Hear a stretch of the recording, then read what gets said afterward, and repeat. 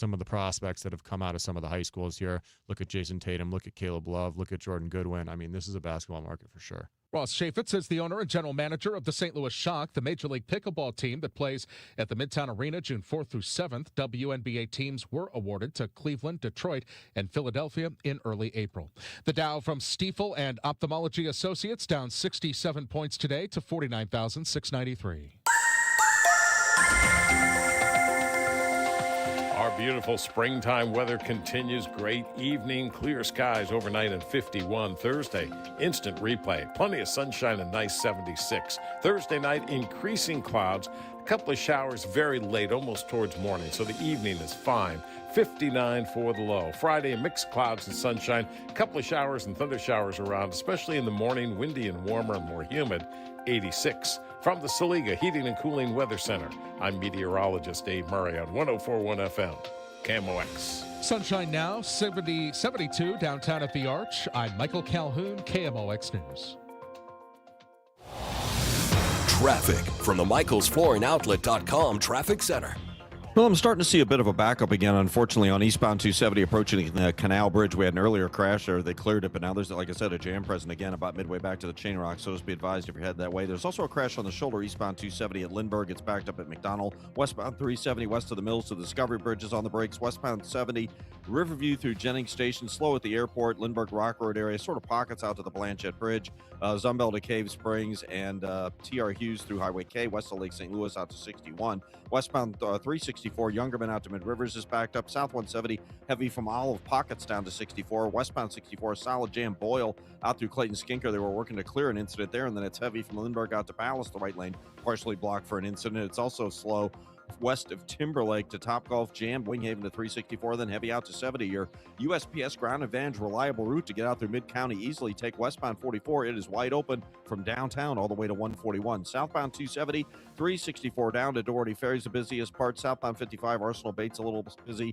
Westbound or eastbound 70 get on to westbound 44 through the bridges is backed up 70. East of the Musel Veterans Bridge to 64 and 64, 111 through 157. Those are both JM. Next update at 520 from the MichaelsFlooringOutlet.com Traffic Center. This is Matt Pauley inviting you to join me for Building Community with Busey Bank Beyond the Game. This week we talk with a former pro soccer player who's now making an impact on kids in St. Louis, the Bosnian community, and young City SC players during the Redbird Rush Hour, sponsored by Busey Bank. News, traffic, and the latest on the Redbirds. This is the Redbird Rush Hour on KMOX. Sponsored by Busey Bank. Building community with Busey Bank. Beyond the Game.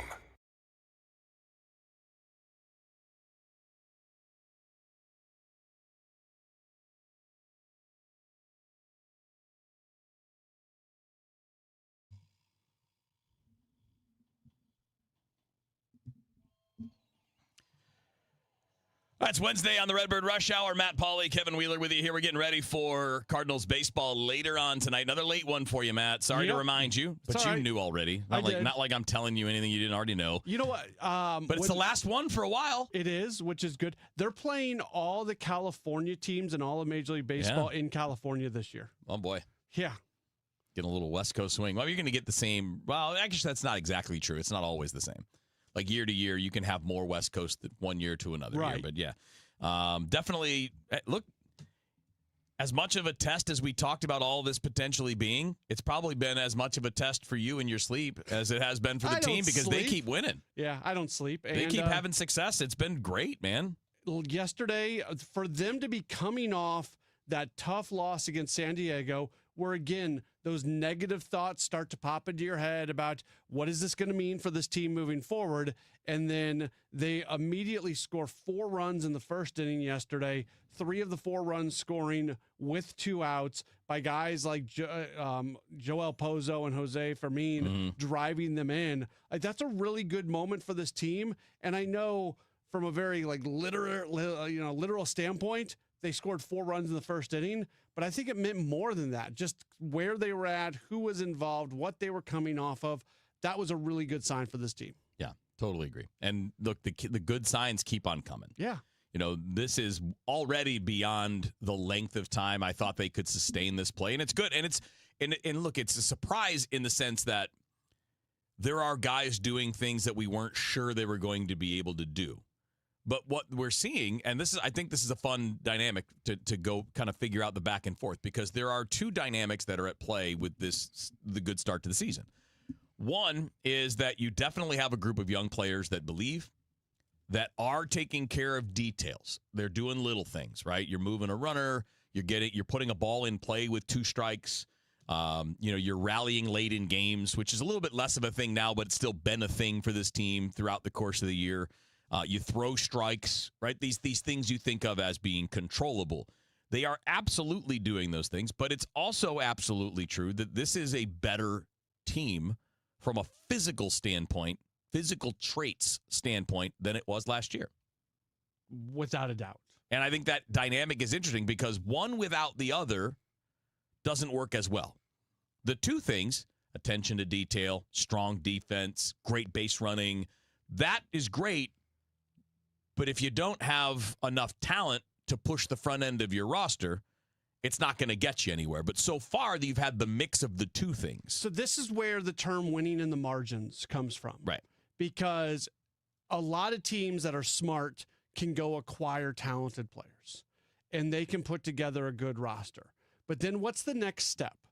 And that next step is doing the small things right, preparing your bodies in the way that needs to be prepared, understanding the game, knowing when to be aggressive on the bases, and knowing when not to, knowing which runner to throw, which bag to throw to from the outfield, like all these small things. So if you've got better baseball players who are, it's a fairly talented group, and then they start doing those small things, that's when you start to win more games.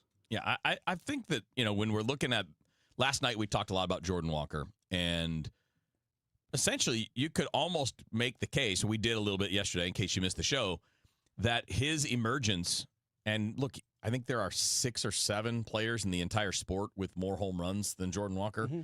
And if you look at him, he's the second highest average exit velocity. Second highest bat speed in baseball. He's top 10 in average exit velocity, top 10 in hard hit rate. He ranks with Aaron Judge and all those Ellie De La Cruz and O'Neill Cruz. He ranks with all those other top sluggers.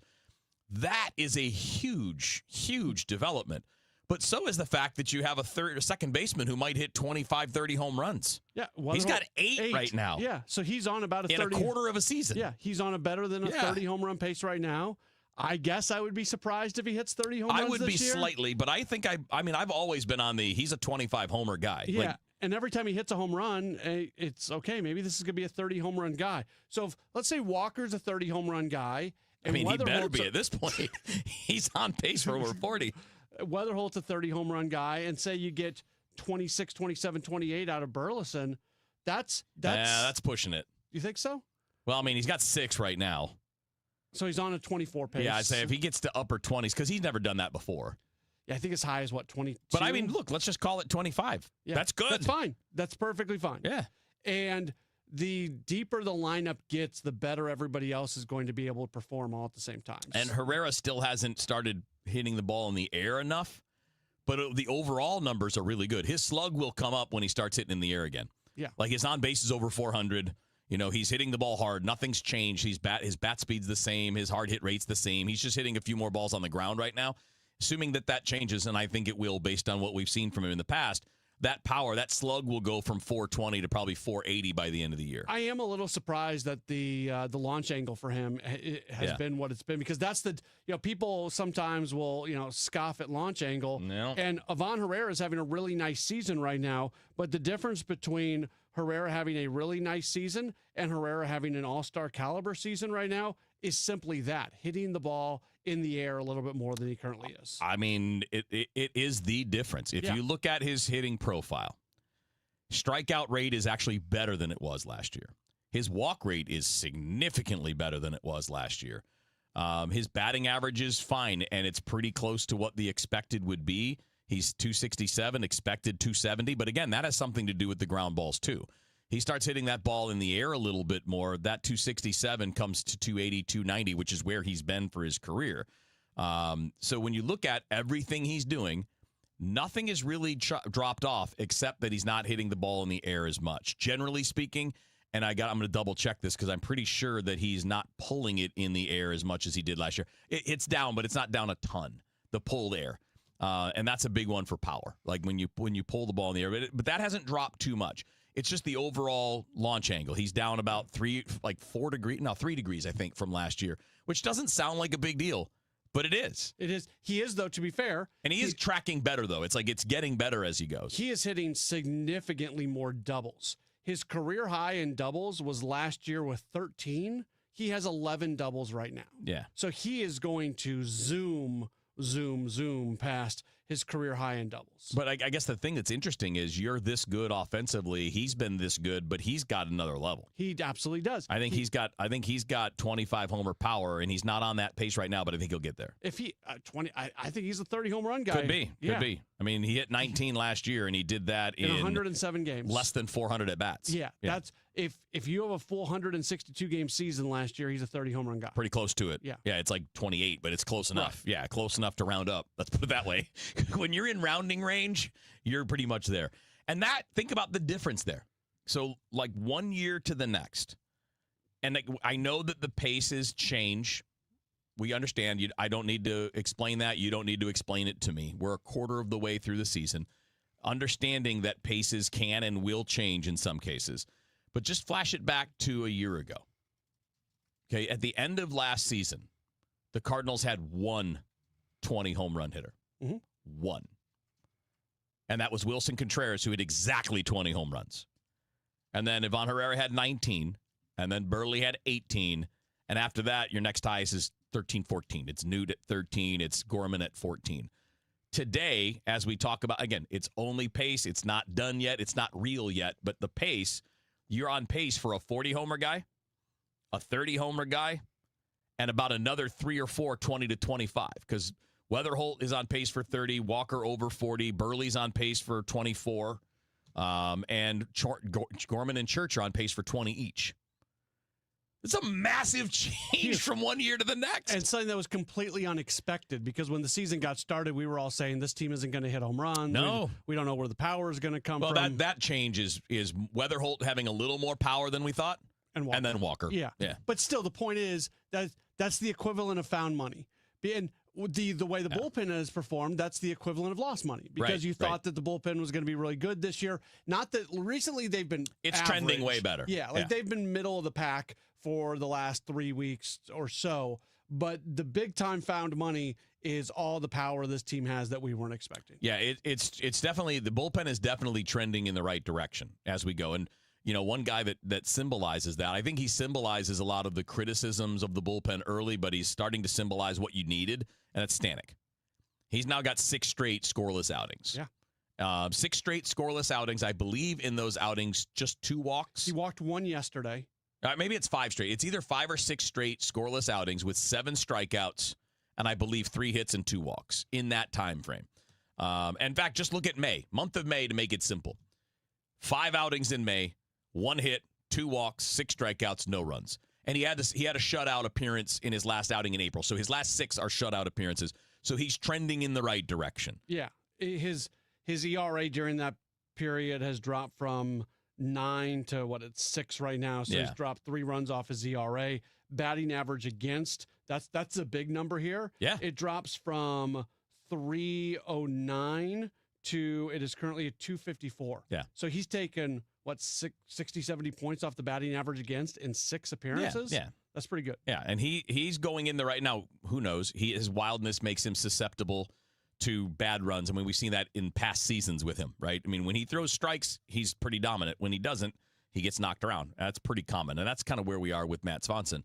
But as we stand at the quarter pole, which is about where we are, it's 41 games into the season right now, the emergence of your power is, to me, that's the number one story. I think the number 2 story is the overall effectiveness of the rotation. I would not have put the rotation where it is now at the beginning of the year. I wouldn't have thought that they were going to be in this position. No. And now, again, the expected numbers are not that great for the starters, but we have to let it play out. What we do know now is the actual results have been, to me, better than anybody could have expected. I like McGreevy. I wouldn't have expected a 2.18 ERA. No. And I don't think it's going to be there at the end of the year. But I don't think it's But gonna it's be there now. And it's not going to be a 6 ERA either. Oh, no. It'll be in the threes, maybe 4. Okay. Maybe. But yeah. If he's a 3, even Kyle. If he's a 3.5, that's a great year. It is, and I'm perfectly fine with that. Kyle Leahy, what he has done lately, can he continue that? Because there's some underlying numbers on Leahy that can be pretty alarming. But the bottom and Palante and Palante, yeah. I mean, the underlying numbers for a bunch of these guys are not fantastic. No. But you look at the results that they are getting, and Leahy has given up 1 run in his last 2 outings over 10 1/3 innings. And let's give some credit as well to the kind of the mental side of this, led by the analytics folks and Dusty Blake and the entire pitching department at helping these guys be the best version of themselves and get results, even when some of those underlying numbers say those exact results shouldn't be there. Absolutely. We'll talk a little bit more about another part to that coming up next, because another part to that is the high-end defense is really helping these guys too, and that's why some of the expected numbers are way higher than the real ones, because you have a good defense supporting them. So we'll get into that and go all the way to the top of the hour with baseball talk here on Redbird Rush Hour on KMOX.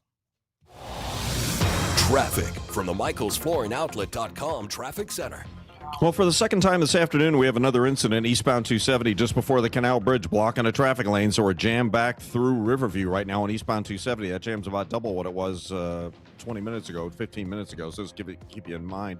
It's getting worse by the minute there. South 170, that's also a solid jam. South of Olive down to 64, it's bumper to bumper. Westbound Highway 70, slow stuff Riverview through Jennings Station. From the airport out to the Rock Road, it's busy. 270 to Blanchette, 94 to Zumbo, TR Hughes Decay, then approaching 61 is sort of slow after that. Southbound 270 is off the pace. South of 364, down through Doherty Ferry, then it's not so bad. Westbound 64, Boyle out to McCausland. There's heavy traffic again.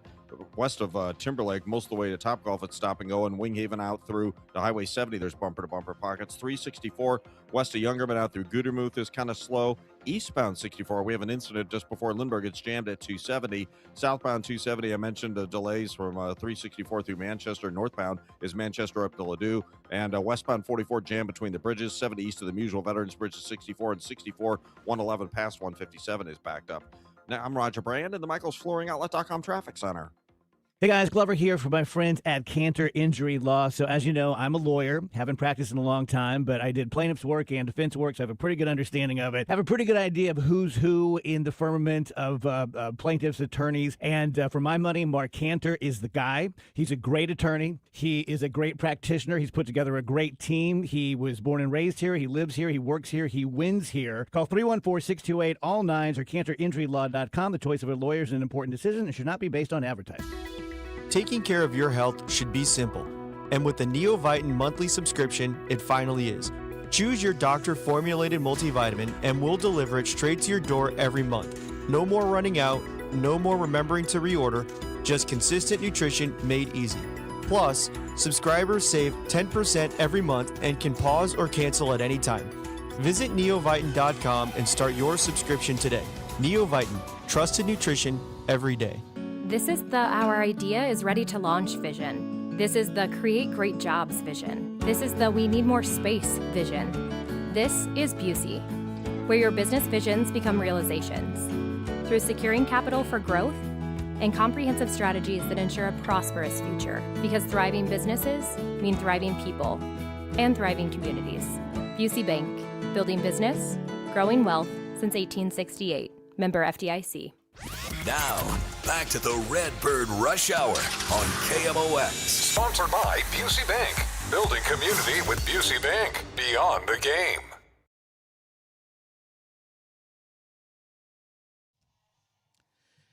It's Wednesday on Redbird Rush Hour. Matt, Pauley, Kevin Wheeler with you here until 6 o'clock. Sports Open Line after that for almost the full show. And then pregame for the Cardinals and A's tonight, 7:45. First pitch, 8:40. Out in Sacramento. It's a weird watch when they're in Sacramento. It is. Because when you think about what makes a big league stadium so much different, first of all, it's an upper deck. Second of all, it's people sitting in the outfield. And when you look out there, it's like a spring training setting. It's a building and a lawn and some trees. Yeah, like when that final home Probably run, a really fine minor league park. It's okay. Yeah. It's a middle of the pack AAA ballpark. So when that home run was hit in the 9th inning by the A's, it hit like the building out in left field. Literally, you could see like inside the building where the light was on and there's like a worker in there doing something. Like, that's not Major League Baseball. No, definitely not. Good ball game though. Yeah, it was fun. It was, and that they never lost the lead. I always think that's a key thing. They scored the 4 runs, and the A's come back with 3, but they hold the lead, and then they add on with Weatherholt. But that was good. The pitching, I wonder if they wouldn't have had a long inning, I wonder if Palante would have come out for a 6th. But they had a long inning. I mean, you're coming off a day off before, so yeah.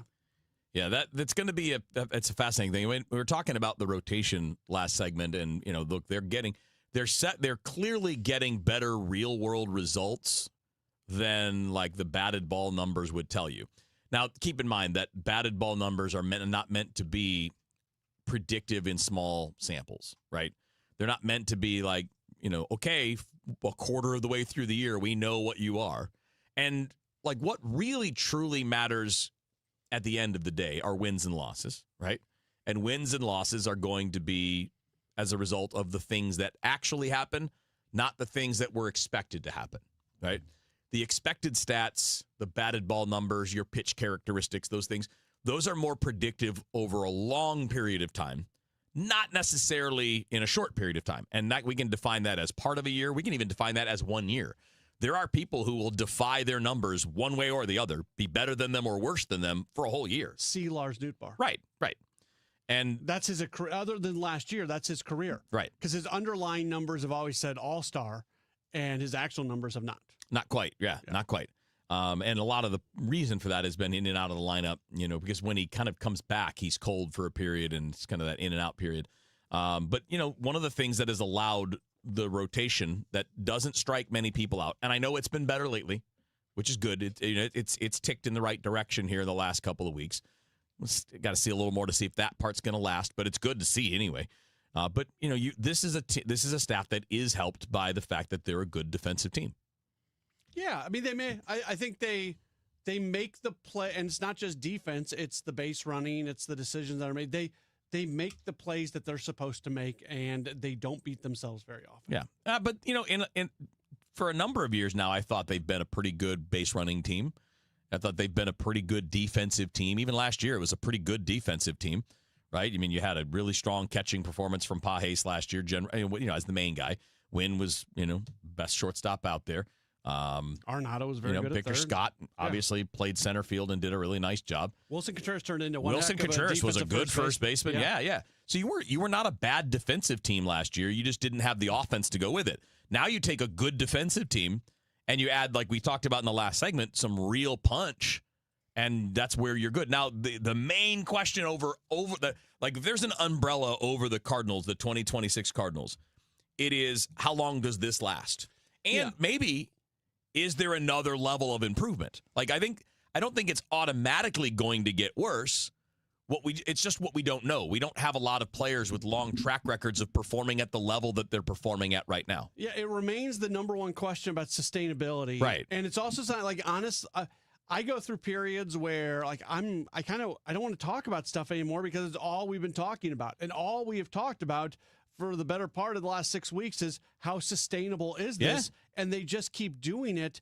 And I still think it's incredibly relevant. Like if I have a guest on Sports Open Line, I still want to know their take on it. But I don't think there's anything to add to it at this point in time because we've asked the questions and they've kept doing it. And they're a quarter of the way through the season. It's still early because you're a quarter of the way through the season, but it's also not like you're a week into the season or 2 weeks into the season. This is a legitimate number of baseball games that have been played. Now, there is a point that one of the things I love about baseball, Kevin, is 162 games. It's hard to survive. And there are a lot of teams in baseball that look great for 100 games, 110 games, 120 games, but they just cannot post. They cannot finish off. And there's a bunch of guys on this team that have never played 162 games of really competitive games matter baseball. I mean, look at the rotation. Since we were talking about that. Of the 5 guys in the rotation, how many of them have had full healthy seasons as major league starters? May did in his first. Did he? Right at the beginning, did he? Not sure. But even if he did, it was years and injuries ago, right? Yes. It's a ways back because of, and again, not because of his ability, just because of injuries. Liberatore was pretty good last year, Right. but he had. That's what I'm saying. Like you got maybe one, because McGreevy, not his fault, but he didn't pitch a whole year last year. They had to pull. Leahy's not done it. Palante did have he had one. 2024? He had a good full season as a starter. And I guess May really didn't. I was wrong on that. Okay. So May. I think he might have had some really good playoff success early, and that might be what I think of because I think of him blowing people away. Last year, his 132 innings was a career high. Yeah. So that's why there's uncertainty. It's because you're looking at lack of track record for a lot of people, and that's not an automatic fail. It doesn't mean it's going to go bad. It just means we don't know. Right. Whereas when you look at the Cubs, just because they're in the division, you kind of know what Shota Imanaga is going to be. You know, like you kind of know what most of their and that's what you're paying for. That's why their payroll's higher. It's why you've got more experienced players there. That's what that leads to. And hopefully by the end of this year, we know a lot more of these things about the Cardinals. Hopefully. And that sets you up for next year to make another run. All right, Matt Pauley, Kevin Wheeler with you here. Stick around. Way more baseball to get to before 6 o'clock coming up after the news here at 5:30. This is Megan Lynch. 250 doctors go to Ophthalmology Associates. That's why I trust them. Ophthalmology Associates, 314-966-5000 or youridoc.com. At 5:30, this update is sponsored by Michael's Flooring Outlet, the flooring experts, michaelsflooringoutlet.com. We've got sunshine now, 72 downtown at the Arch. Correspondent Jim Crisula reports more Americans would prefer to live near a nuclear power plant than near a data center. Not in my backyard. 7 in 10 Americans oppose building data centers for artificial intelligence in their local area. Nearly half are strongly opposed. That's according to a new poll from Gallup. The survey also found that 53% of Americans oppose having a nuclear energy plant near them, far less than the 71% opposed to data center construction. Fewer than 10% of those asked by Gallup are strongly in favor of having a sprawling data center near them. A possible hantavirus case unrelated to the cruise ship outbreak is being followed in Illinois. Illinois health officials say the patient is from Winnebago County, up near Rockford, and likely contracted the virus while cleaning a home filled with rodent droppings. It's believed to be the North American strain of hantavirus, which is not spread from person to person like the Andes strain that struck the cruise ship in the Atlantic. Mercy St. Louis infectious disease specialist Dr. Farron Mannion says the key to keeping healthy here is simple. Avoiding rodents and their excrements would be a key to preventing from getting this disease. And if you have to be near rodent feces, take special precautions like wearing a mask and even eye covering because the droppings could be blowing around. Fred Bottomer, KMOX News. Well, the grass at Busch Stadium just got greener. The entire grass field is being replaced while the team is away this week. Officials say it'll be done before they return to play Kansas City this weekend. The Post-Dispatch reports this is the third time the field has been replaced during the baseball season since Busch Stadium 3 opened. The grass being used is a specific species that can survive St. Louis's heat and cold. The St. Louis Blues still don't have a TV home for next season, but a deal announced today in Detroit hints at one possible path. The Pistons are moving all of their locally televised games to free over-the-air broadcast television starting next season, joining a growing list of pro teams jumping from collapsing regional sports networks on cable to free TV. The Blues lost FanDuel Sports Network Midwest when it shut down after the first round of the playoffs. This is a basketball-ready market, and I think on the men's or the women's side, pro basketball would absolutely be sustainable here. That's Ross Chaffetz, the owner, general manager of the St. Louis Shock, the Major League Pickleball team. He tells Chris and Amy to not rule out professional basketball in St. Louis. We led the WNBA expansion bid here for St. Louis a couple years back. I'm still incredibly bullish on that. I think if there was a WNBA opportunity here, we would love to lead that. I think we're the right people. We're passionate. We're very financially capable of doing that. WNBA expansion teams announced last month without St. Louis on the list. Chaffetz points to the history of basketball in St. Louis, players who are from the area playing professionally, and the large crowds for Billikens games as for why St. Louis makes sense for a team in the future. From the Soliga Heating and Cooling Weather Desk, for tonight, a clear sky, cool, low 51 degrees. For tomorrow, sunshine, it'll be nice with a high of 76. Few showers late tomorrow night, low 59. For Friday, few showers and thunder showers at times. No all-day rain, though. It's going to be warmer, too, with a high of 86. Right now, we do have sun. It's 72 downtown at the Arch. I'm Michael Calhoun, KMOX News. It's that time of the week where we honor somebody who's impacting the community through sports. It's building community with Busey Bank beyond the game. Elvir Kefetic has lived quite the soccer life. He played at Lindenwood and then began a professional career that included stops with the St. Louis Steamers and St. Louis Ambush indoor clubs. He's now on staff with City SC, working with City 2 and with the Academy. The native Bosnian also started a youth soccer organization, the St. Louis Dragons. It's actually one of the things that I'm really, really proud of, the St. Louis Dragons. About 10 years ago now, I was approached by some parents within our Bosnian community and asked if I would be willing to coach their kids. Because of the experiences that I've had from my playing career, I saw this as a great opportunity to give back to our community and share my knowledge and passion with the younger generations. Even with all that he has accomplished, the impact he's having on kids through the Dragons is a highlight of his soccer journey. It's been a really, really good experience. And like I said, I'm just happy to be able to give back to the community and teach these youngsters some stuff that I was able to learn through my playing career. But as time kept passing and I was doing this more and more within our community, I started to realize that it has become just a little bit more than just teaching the game to all the kids. I felt like the club had become a place where our community would come together, where families were connecting, friendships were built, and our traditions just continued to live on. With so many Bosnian kids involved with the Dragons, heritage has become a big part of the organization's DNA. I never really envisioned it to be something in that fashion, but it is definitely going into that direction. And I think this is a great way to honor our past while building something meaningful for the next generation. Kefetic, along with many in the St. Louis Bosnian community, are very excited for the World Cup qualified national team to train in St. Louis and to play an international friendly against Panama on June 6th. Building community with Busey Bank beyond the game. Carpal tunnel syndrome, heart failure that doesn't improve with common medicines. These are some signs and symptoms associated with ATTR-CM, or the cardiomyopathy of ATTR amyloidosis, a serious heart condition with symptoms that get worse over time. Amvuttra, vutrisiran, is a prescription medicine given by a healthcare provider that treats ATTR-CM in adults to reduce heart-related death, hospital stays, and urgent visits. In a clinical study, Amvuttra was proven to help people live longer and have fewer heart-related hospital stays and urgent visits over 3 years compared to placebo. Amvuttra lowers the amount of vitamin A in your blood, which can affect vision. Other side effects include pain in the arms or legs, pain in the joints, and shortness of breath. These are not all the possible side effects of Amvuttra.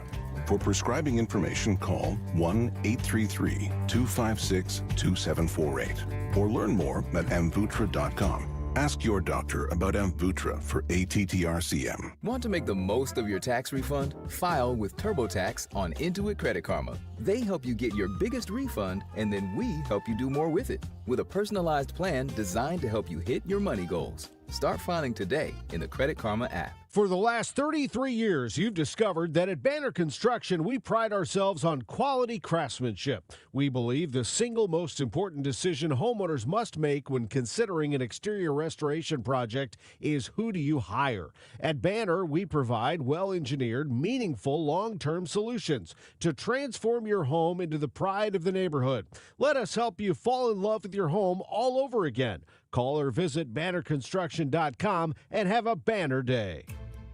If you're getting close to retirement, or maybe you're just thinking about retirement more in general, you're probably thinking about when can you retire? Will you have enough money to live on? You know, we all have retirement questions that, let's be honest, they're overwhelming and just can stress us out. But Steve Aul can help answer those questions so that you'll feel more confident about this next phase of your life. Check out his show, The All Financial Hour, Saturday mornings at 10 and Sunday evenings at 6 here on KMOX. I'm John Morgan of Morgan & Morgan. Our firm handles hundreds of crash cases involving semi-trucks every year. A crash case involving semis is much different, and if you don't know what you're doing, you can leave lots of money on the table. Many times there is separate insurance for the cab and for the trailer. Sometimes there are actually layers of other insurances and excess insurance that some lawyers may not know about because they don't see that many cases. We see these cases every day. Also, there are federal laws governing the hours a driver may drive in a 24-hour period and logs that are required. A crash case involving a semi-truck is a totally different animal than a simple car crash. We have lawyers who only handle these cases. It's all they do. Rolling the dice with the wrong law firm can be disastrous. Call us on your cell phone at Pound Law, pound 529. It's so easy. Injured? Dial Pound Law or visit forthepeople.com for an office near you. Don't get lulled into believing the IRS is getting soft. It's just the opposite. Hi, this is Lance Drury with the Lance Drury Law Firm. We are being told by IRS collection officers that their higher-ups are demanding that they get more aggressive than ever. So don't ignore them any longer. Level up. If you have unfiled returns, unpaid taxes, levies, or liens, call me, Lance Drury, today and let me get between you and the IRS. I'll protect your rights. At the Lance Drury Law Firm, our practice is focused 100% on fighting the IRS. Remember, IRS problems are legal problems, and they need to be handled by an expert attorney who's done it for decades. So call the Lance Drury Law Firm today. We're local. Our office is right here in St. Louis. Call 314-260-6120. Visit Lance, D-R-U-R-Y, law.com to schedule your free consultation with your local tax resolution law firm. The choice of a lawyer is an important decision and should not be based solely upon advertisements. Broadcasting from the Scott Credit Union Studio, 104.1 FM, KMOX. Traffic from the MichaelsFlooringOutlet.com Traffic Center. Well, the biggest jam we have once again this afternoon is on 270 in North County. This traffic reports a service of Artistic Decks. Another crash eastbound 270 before the Canal Bridge. A lane blocked, a solid jam back to Lilac. Westbound 370, the Mills out to the Discovery slow. 70 slow at the city limits. 94 to Zumbell's a little heavy, and then just A to Z out Wentzville way. That's getting better. South 170, Delmar down to 64. It actually jams from Ladue on down after that. Westbound 64, Kings Highway out to McCausland's backed up. A little slow approaching Ballas, approaching Topgolf. Still stop and go pockets. West of Winghaven out to 70. Westbound 364, west of Youngerman through Mid-Rivers. That's just slow now. Southbound 270 approaching Olive down to Doherty Ferry busy. Northbound north of Manchester to Ladue in the right lanes. Dorset up to 70. They're all busy. Downtown, we still have a little backup. Westbound 44 approaching the Poplar. Eastbound 70, a little jam through Packers Avenue. And eastbound 64 east of 111 to 157 still on the brakes through the work zone. Next update at 5:50 from the MichaelsFlooringOutlet.com Traffic Center. Kick off summer this Memorial Day with Artistic Decks. We're celebrating with American-style value and rolling back prices on every precision-built deck. Get the backyard you've always wanted. Call 314-280-0821. Artistic Decks, making dreams affordable. It's 5:41 in Mid-America. The time check being brought to you by Paramount Men's Medical Center. Now, back to the Redbird Rush Hour on KMOX. Sponsored by Busey Bank. Building community with Busey Bank. Beyond the game.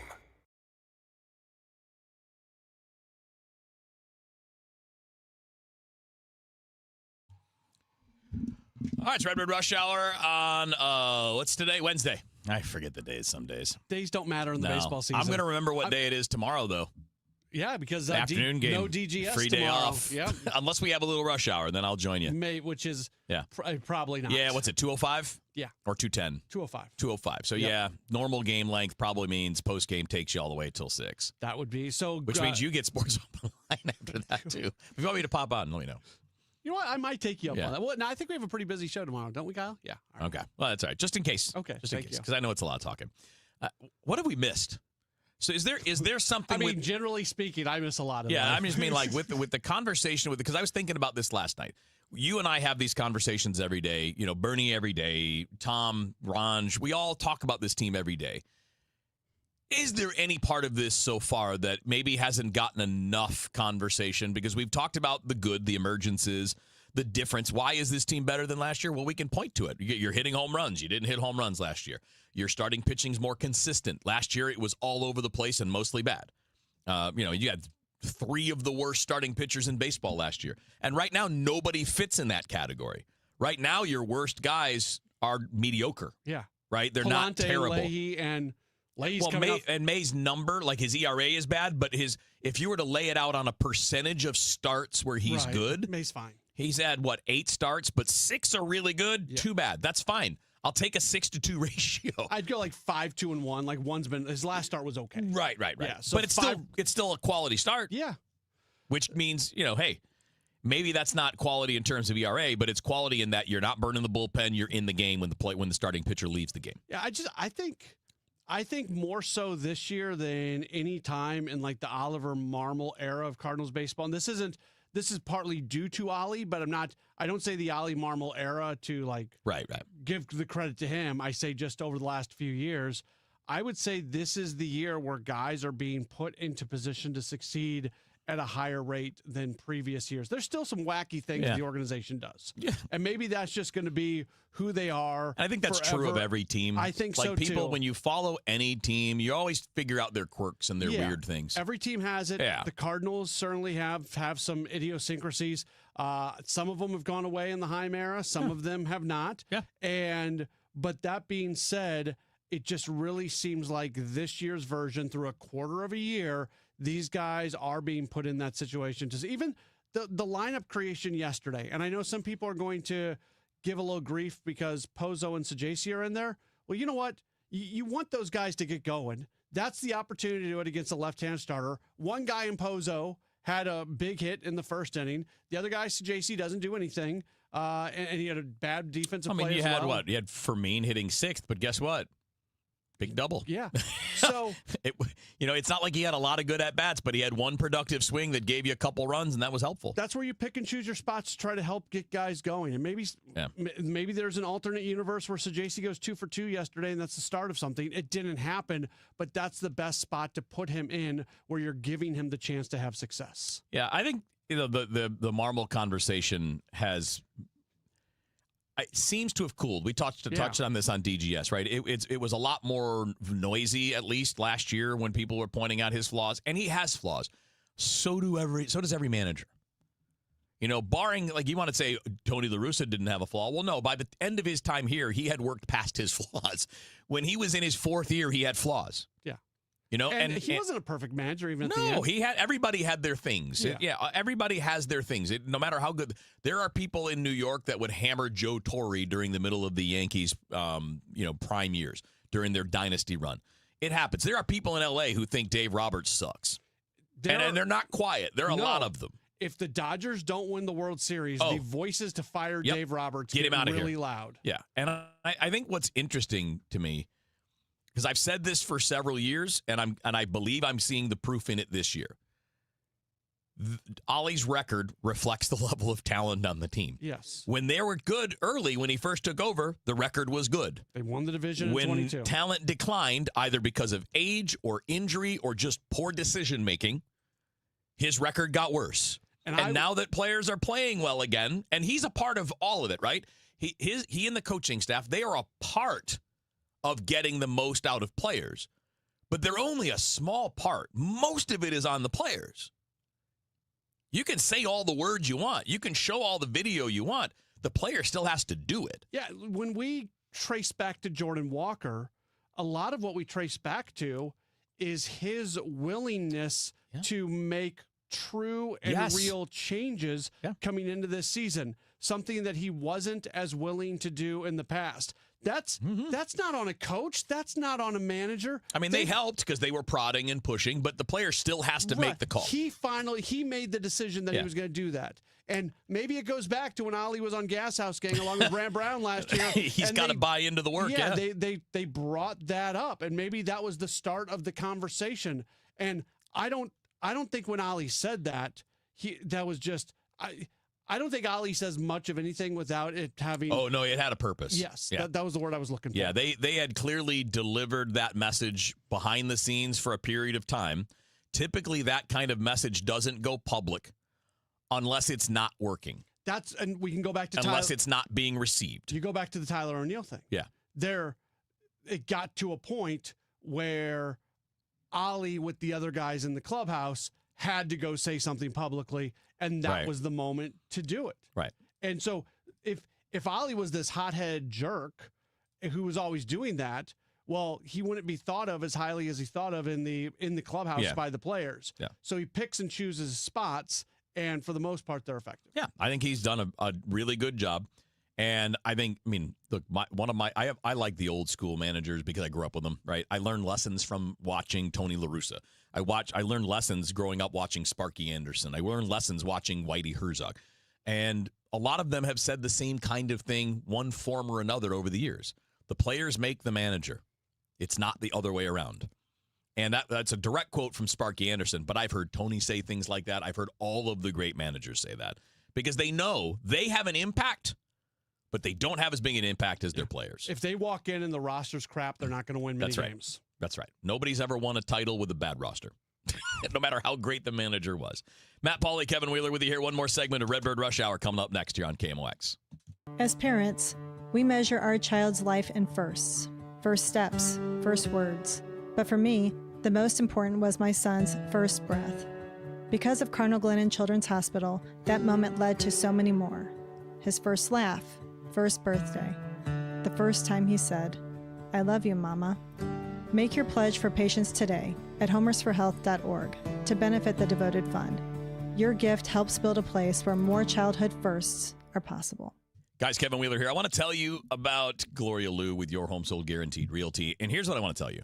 If you're looking to sell your home this spring or maybe in the summer and you're still waiting to take the steps, listen, just go to Gloria Lou. If you want to get the most money for your house and have the least amount of stress when you're selling home, and I've moved a bunch of times over my lifetime. Thankfully, not in the last 19, 20 years, but before that, boy, I mean, it was like every couple of years. It's hard, man. Selling a house is hard. Having it clean, having it ready, it's hard, but you want somebody that's going to help you make it easier and get you the bang for your buck. That is Gloria Lou. She sells homes faster and for more money than the average agent. Part of that is because she's got a database of thousands of buyers in waiting, people that are actively looking for homes in St. Louis, maybe just like yours, but you're not going to have access to those people if you're not working with Gloria Lou. Of course, she's got great systems in place to help work it, market it, make it all there, and upfront written guarantees. She will sell your home at a price and a time frame acceptable to you, or Gloria will buy the house herself, or she'll sell your home at 100% of market value or pay you the difference if that doesn't happen. You're not going to get the combination of the database, the 20-plus years of experience, the proven systems, the written guarantees. It just doesn't exist anywhere else. Call her, 314-325-6888. That's 314-325-6888. Or just visit GloriaHasTheBuyers.com. And as always, seller and Gloria have to agree on price and possession date. Traffic from the MichaelsFlooringOutlet.com Traffic Center. Well, good news for drivers headed into Madison County. They cleared that crash we had eastbound 270 at the Canal Bridge, second one in the afternoon. Just a little heavy right now, Lilac to Riverview. That'll thin out pretty quickly. I would imagine next time we talk about it, it'll be back to normal. Westbound Highway 70, still a little slow at Sunbelt and A to Z in Wentzville. Westbound 64 Science Center, headed out through Big Bend's heavy, a little slow around Ballast, ramping on to North 270. Both directions at 64 is slow. It's a little busy at Topgolf, backed up west of Winghaven to Lake St. Louis Boulevard, then slow out to 70. South 270, Olive down through Doherty Ferry, slow. South 170, still bogged down from Delmar down to 64. Eastbound 64, east of Lindbergh to Big Bend. You've got heavy traffic. Eastbound 70 on the Illinois side, still a little backup through Packers Avenue, and 64 approaching 255 through to about 157. It's still a pretty solid jam there. Next update at 5:59 from the MichaelsFlooringOutlet.com Traffic Center. When it comes to planning your retirement, there's a lot to think about. Portfolio management, tax planning, and retirement income just to get started. Steve All and his team at the All Financial Group focus on those things and more. Their goal is to help you achieve your goals. Call 636-230-8824 or online, yourmoneymattersstl.com. Investment advisory products and services made available through Impact Partnership Wealth, LLC, IBW, a registered investment advisor. Insurance and annuities offered through Steve All, NPN number 153-07419. This is the story of the one. As a procurement manager for a hospital system, she keeps every facility in her network stocked and ready. That's why she counts on Grainger to be her single source for thousands of products, from disinfectants to lighting, air filters, and more. And with fast, dependable delivery, Grainger helps her keep every facility stocked, safe, and running smoothly. Call 1-800-GRAINGER, click Grainger.com, or just stop by. Grainger, for the ones who get it done. Don't miss Mosby Building Arts Home Improvement Show, Saturdays from 11 a.m. to 1 p.m. on KMOX. One of the last call-in shows where you can get live answers to your remodeling, design, and construction questions. Tune in Saturdays at 11 a.m. Want to build income without a second job? Learn how real estate investing can help you create extra income one step at a time with Lifestyles Unlimited. Text radio to 88007. That's RADIO to 88007. Presented by Lifestyles Unlimited. Renewal by Andersen is the #1 window and door brand for customer service. Schedule your free inspection today. Call 877-WINDOWS. That's 877-WINDOWS. Or head to rbastl.com. back to the Redbird Rush Hour on KMOX. Sponsored by Busey Bank. Building community with Busey Bank. Beyond the game.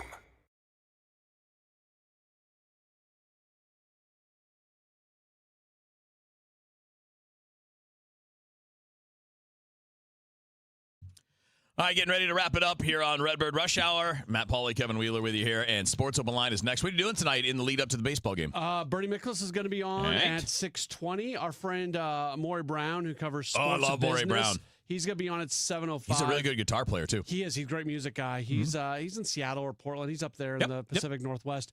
The conversations for folks not watching us, I'm using air quotes, have started. Yeah, the labor between talks, the players and the owners. So what does that actually mean? We're going to get into that coming forward. Yeah, I've seen some really good opinions on that, and this is a brief thought. We'll talk about it in more in depth when we get to the time to do it in the offseason.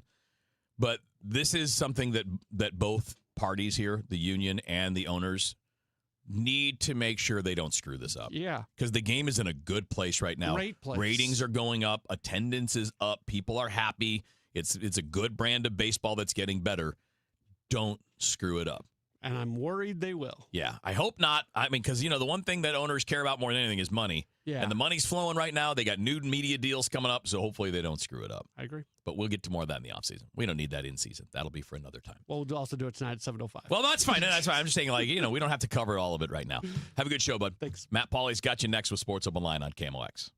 Men, if you're suffering from erectile dysfunction or PE, you're not alone. Most importantly, you don't have to live with it. Paramount Men's Medical Center restores men's sex lives in just one visit. Their painless breakthrough treatments eliminate ED and PE, even when Viagra and Cialis don't work. Here's Dr. Simovitz, specialist in men's health. Paramount Men's Medical Center's painless breakthrough treatments eliminate ED and PE, regardless of age or medical history. 98% of patients see instant results right in the office. Men are now lasting longer than they ever imagined. And the best part, at Paramount Men's Medical Center, your consultation and first treatment are free. Qualified patients even get their testosterone checked free. Call 314-720-8444. 314-720-8444. Take control of your sex life. Call now. 314-720-8444.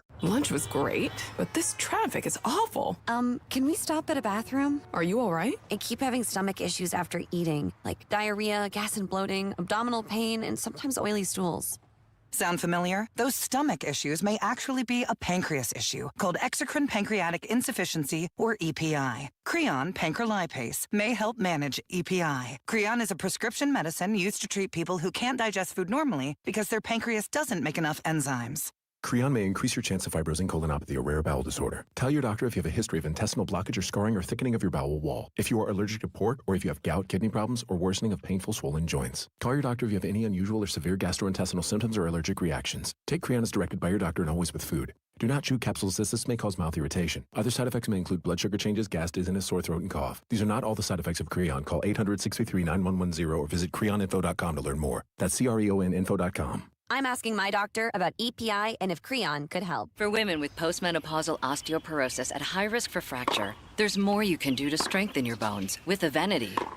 This is the sound of 4 women who think they're doing everything they can. A high fracture risk will cause 3 of them to break a bone in their lifetime. With Evenity, they could be rapidly building new bone in just 12 months. 2 think they already are building bone. And for 1, the game is about to change. To make an appointment, press 2. Because she's calling her doctor about Evenity. Evenity can increase the risk of heart attack, stroke, or death from a heart problem. Tell your doctor if you have had a heart attack or stroke. Do not take Evenity if you have low blood calcium or are allergic to it. A serious events have occurred with Evenity. Signs include rash, hives, swelling of the face or throat, which may cause difficulty in swallowing or breathing, muscle spasms or cramps, numbness or tingling. Tell your doctor about severe jawbone problems as they have been reported with Evenity. Report hip, groin, or thigh pain. Unusual thigh bone fractures have occurred with Evenity. Learn more about building new bone at Evenity.com. Your 401k, 403b, and IRA, it's a future tax time bomb. I'll help you retire younger, richer, and with less anxiety. Let's avoid all those taxes on your IRA or 401k. Get your retirement questions answered. Wealth and Wisdom with Gary Goldberg, Saturday mornings at 7 here on KMOX FM 104.1. And then see your tax time bomb at checkwithgary.com. St. Louis, are you ready to go Hardy? I woke up on the wrong side of the truck bed. The country rock hitmaker behind Truck Bed. Wait in the truck and one beer. He's bringing his No Holds Barred live show to Hollywood Casino Amphitheater June 5th. With special guests Cameron Whitcomb and McCoy Moore. Hardy, live, loud, and unapologetic. One night only. Tickets on sale now at Ticketmaster.com. For more information, KMOX.com/events. Traffic from the MichaelsFlooringOutlet.com Traffic Center. Well, they're reporting a minor crash eastbound 64 just past 270. They said in the right lane. I cannot see it. The right lane's a little busy getting onto South 270. The ramp is backed up westbound 64 getting onto North 270. That's a daily occurrence there because of the restrictions on the ramp. So it looks like that incident, if it's out there, it isn't really much of an issue, thankfully. Southbound 170 still slow to Ladue to 64. Eastbound 64 east of Lindbergh to Big Bend still heavy. Westbound 64 Hampton to Clayton Skinker is a little slow, and it's still busy from 364 out to Highway 70. Southbound 270, 64 down through Manchester slow. Eastbound 64 still a backup through 255. For the MichaelsFlooringOutlet.com Traffic Center. News, talk, cards. KMOX AM St. Louis. KMOX FM Hazelwood. Always live on the free Odyssey app. This is CBS News on the Hour, your home for original reporting.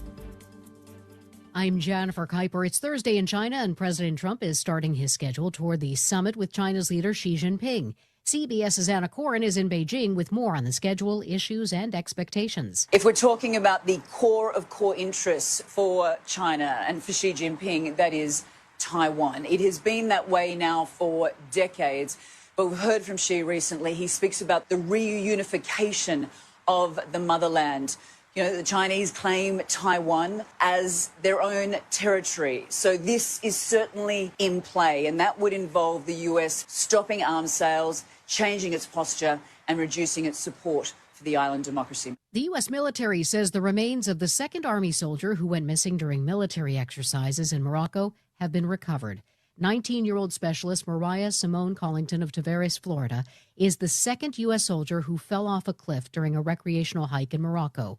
The remains of another soldier, First Lieutenant Kendrick Lamont Key Jr., were recovered last week. The South Carolina Supreme Court overturns the murder convictions against Alec Murdaugh and orders a new trial. Murdaugh was found guilty in 2023 of killing his wife and son. CBS News legal contributor Jessica Levinson. Murdaugh had argued that he needed a new trial because of jury tampering, and specifically because of things that the court clerk said to the jury. Things like, I don't think the defense has much of a case here. Things like, just look at his body language. Apparently, she also said something to the jury along the lines of, well, this verdict shouldn't take you long.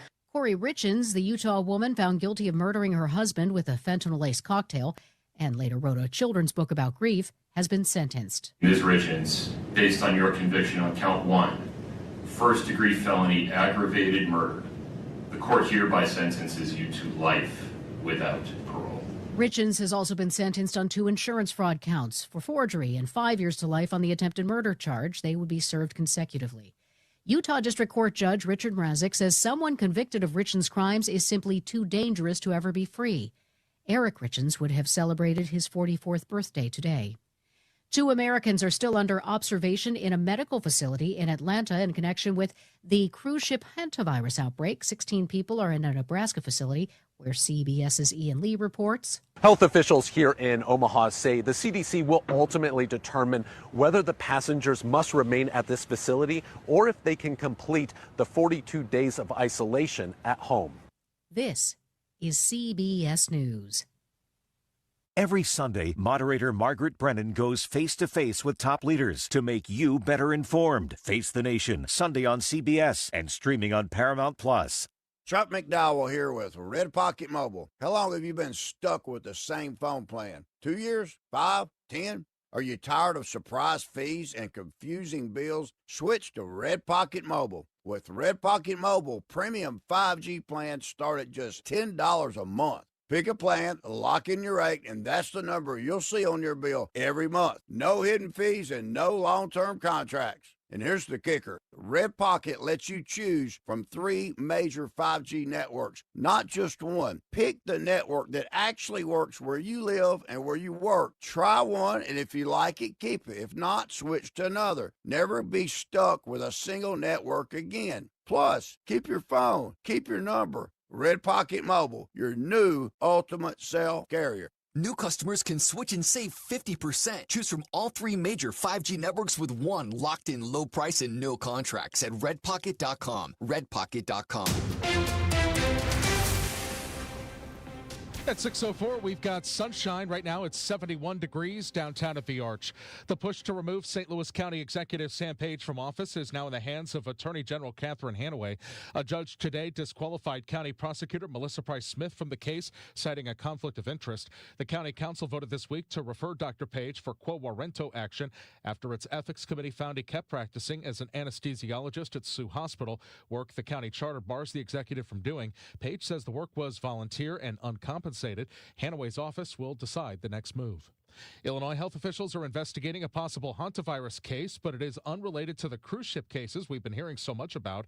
This one is in a patient in Winnebago County up near Rockford, Illinois. Illinois health officials say the patient likely contracted the virus while cleaning a home filled with rodent droppings.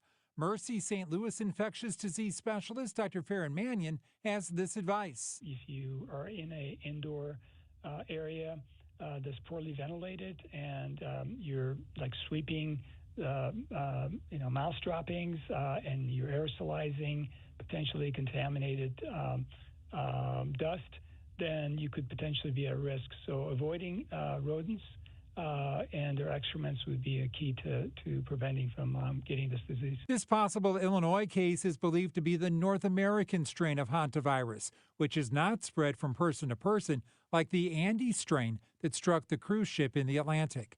Fred Bottomer, KMOX News. Where will the Blues land? A deal announced in Detroit today offers a possible clue.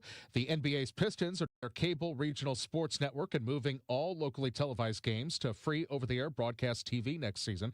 It's the kind of arrangement that's becoming more common as regional sports cable networks collapse. And it puts pressure on the Blues to make a call. Their longtime home, FanDuel Sports Network Midwest, shut down after the first round of the playoffs. The Cardinals have already moved to a streaming model with Cardinals.tv. The Blues have only said they're working on new partnerships. Saturday is the one-year anniversary of the tornado that walloped North St. Louis. KMOX Garden Hotline host Michelle Reeser-West will do the show from the Kingsway East neighborhood, and they're looking for volunteers. We've got a giant dumpster coming out, and really we just need manpower to come out, and there's bricks, there's debris, there's pieces of houses everywhere. So it is kind of surprising that a year after this horrible tornado that we're still needing a lot of boots on the ground to get this work done for the residents in the community that's still very much affected. Gardeners can bring pruners, tarps, trimmers, wheelbarrows, and their hands, she says. Register or get more information at KMOX.com/events. Let's get you to Roger Brand now.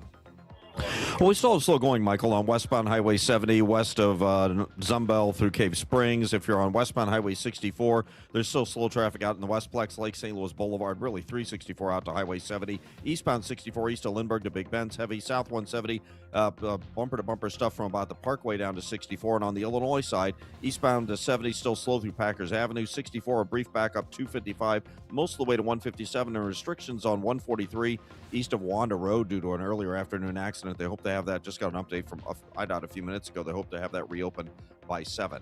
I'm Roger Brand in the MichaelsFlooringOutlet.com Traffic Center.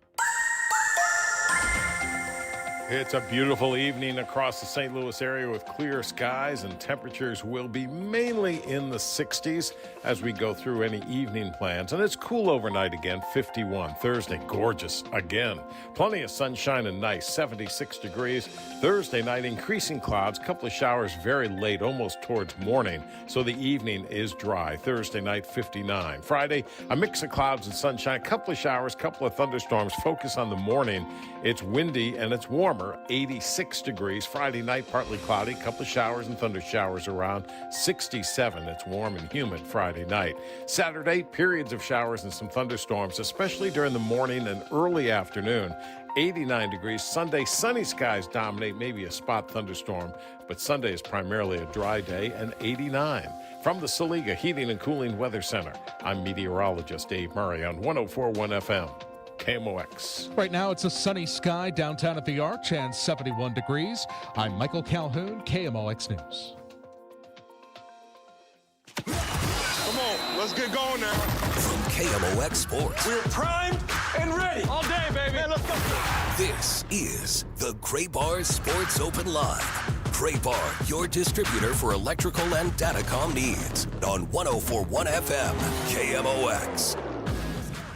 Here we go on a Wednesday night. Welcome in. It's a Gray Bar Sports Open Line on KMOX. You are listening to us on 104.1 FM on 11:20 a.m. Maybe you're listening to us on the Odyssey app. Maybe you're watching us on Facebook, on Twitter, on YouTube. Maybe you're listening to us as a podcast version, not live and in the moment. Wherever you are, we are here with you, and we are glad to be with you today as we've got you for about the next hour and a half, leading you up to Cardinals at baseball. Tonight, they play game 2 of their 3-game series against the A's. A win tonight, they secure a series win against the A's, and they also would secure a winning road trip out west, and you never scoff at that. So you'd love to see the Cardinals win at least one of the next 2 and take this series and have a really, really good road trip. We'll see what they're able to do. First pitch tonight is scheduled for 8:45. So we'll get on the air 8:40, excuse me. So we'll be on the air with Cardinals pregame at 7:45. But essentially, this is Cardinals pregame now. This is the Redbird Rush Hour was the Cardinals pregame show. This is the Cardinals pregame show, and we'll talk a lot of Cardinals baseball. Might have an opportunity coming up later on in the program to talk with you as well. If you want to chime in on anything, we'll try to open up the phone lines in a little while at 314-436-7900. You can always text in, and we'll try to read some of those coming up later on. Same phone number, 314-436-7900. You don't have to have a different phone number for the call-in and a different number for the text. It's the same number, so just throw that bad boy in your phone, 314-436-7900. As always, you can tweet at me, at Matt Pauley on air, MattPauley on air. And for those of you who are watching on the video stream, we certainly welcome your messages on the chat in the stream, and we'll take a look at those coming up later on in the program as well. This is what we have coming up on the show. Our good friend Bernie Miklas, he has his weekly conversation with us at 6:20. So in less than 10 minutes, we are going to be talking with Bernie. And then at the beginning of next hour, at about 7:05 or so, we're going to talk with Maury Brown, senior contributor with Forbes Sports. He does a really good job when it comes to sports business. And the initial sit down has taken place between Major League owners and the Major League Baseball Players Association. There's not a lot to be made of this. This is not negotiations getting started. This is essentially one side presenting where they're starting from and the other side presenting where they're starting from, and then you go from there. And unless something happens that is incredibly unexpected, there's just not going to be a lot of conversations until it gets to a point where there has to be. And that's the way it played out the last time. If you remember the last time, and there was a lockout that impacted spring training, the last time this happened, there was a flurry of activity right at the end of November as they had a bunch of meetings, and then December 1st hits, the owners locked out the players, and the meetings basically stopped. And then they eventually got back together, and they eventually were able to get an actual deal done. And there is nothing out there that would make you think it's going to be any different this time around. You would think it plays out the same way. I'm like 85. I am 87.1% sure. That's going to be my percentage today. I am 87.1% sure that they are not going to miss games next year, that they are going to play 162 games. I'm not as convinced. I think there's certainly a scenario where they start spring training late, and maybe they start the season late, and they take the first week of the season and they throw it on the back end, and then that will create some issues of World Series dates and things like that. But my strong belief is, look, there's too much money to be lost here, and there's too much momentum. if they missed the first week of the season and they added on at the end of the year, there's going to be some fans out there that are kind of annoyed about it. And they're, we're going to hear the saying this about the millionaires and this about the billionaires, but that's not going to have any type of long-term lasting negative impact. If they lose actual games, it's different at that point. So we'll talk more about that later on. Cardinals, good win yesterday, really good win yesterday, good start. I thought the two most impactful things or notable things or things to talk about out of last night's game. The first one was coming off an absolute gut punch loss in that series finale against San Diego. Their first true, the guttiest of the punchiest, right? That was as bad as it could get, being down to your just one strike away from a 2-0 win and losing that game. That is really, really tough. For them to come back from that game and the first inning that they play, for them to go score 4 runs, that was the most first inning runs they had scored since, I believe it was, I have to look it up. It was 2024 against the Cubs, September of 2024. I think that's right. A 9-run first inning against the Cubs, I believe, in September of 2024 at home. Kyle, do I have that one right? I thought I heard on the broadcast that it was like June or July of 2024. Maybe it was June. But either way, 2024 for sure. 2024 against the Cubs at Busch Stadium. Yes. So that was the last time that they had scored at least 4 runs in a first inning. So that was good. That was really good to see.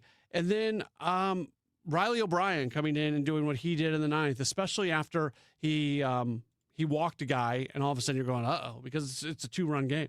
And it was a 2-run game against San Diego. So that means the tying run is coming up to the plate. Yeah, here's the number exactly. So the Cardinals scored their first inning run to the road trip yesterday, scoring 4 runs in the first inning, their most in the opening frame this season, and their most since July 13th, 2024, when they had 9 runs against the Cubs at Busch Stadium. Also another one. They are performing well with 2 strikes and with 2 outs. Both those numbers are really, really good for this team. I was lamenting the fact we had the guy who thought that the Cardinals need to bunt more on the postgame show last night. Yep. A point that I didn't make, Kyle, that I should have made is think about how much production they are getting with 2 outs. Well, if you're giving away an out, you're not getting to that same situation. 100%. So I should have said that to that guy. Next time, because I promise you, there's a guy who anytime the Cardinals have first and second, nobody out, and they don't bunt and they don't score a run, I hear from this guy in the postgame show.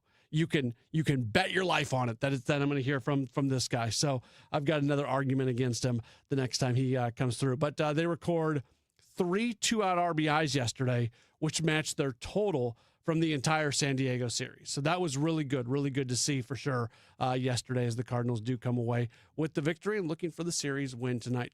Again, Maury Brown, he's going to join us just after the 7 o'clock hour. Bernie Miklasz is with us next. You are locked in. This is a Gray Bar Sports Open Line right here on KMOX.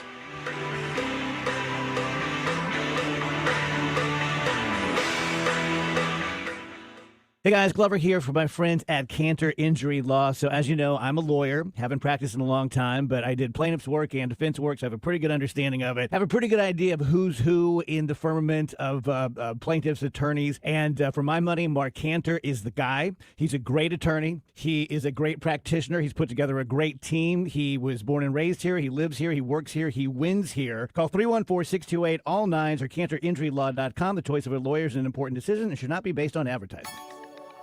What if every time you spent money, you saved money too? With Achieve It Checking from Together Credit Union, you can do just that. Every debit card purchase is rounded up to the nearest dollar, and the spare change goes right into your savings. And here's the best part. Together Credit Union boosts your progress by matching qualifying savings, up to $8 a month. It's a free checking account that helps you achieve more automatically. Learn more, or better yet, enroll today at togethercu.org. Together Credit Union. Federally insured by NCUA. Are you an adult with uncontrolled moderate to severe Crohn's disease symptoms and still packing a backup bag of clothes? Just in case? Skyrizi Risankizumab Riza can help you take control of your Crohn's. Feel significant symptom relief, including less abdominal pain and fewer bowel movements at 4 weeks. Plus, Skyrizi is proven to help people achieve remission and visibly improve damage of the intestinal lining. Individual results may vary. Skyrizi is a prescription injection medicine. Don't use if allergic to Skyrizi. Serious allergic reactions, increased infections, or lower ability to fight them may occur. Before treatment, get checked for infections and tuberculosis. Tell your doctor about any flu-like symptoms or vaccines. Liver problems leading to hospitalization may occur when treated for Crohn's. Ready to take control of your Crohn's? Ask your doctor about Skyrizi, the #1 prescribed biologic in Crohn's disease. Control is everything to me. Learn more at skyrizi.com or call 1-866-SKYRIZI.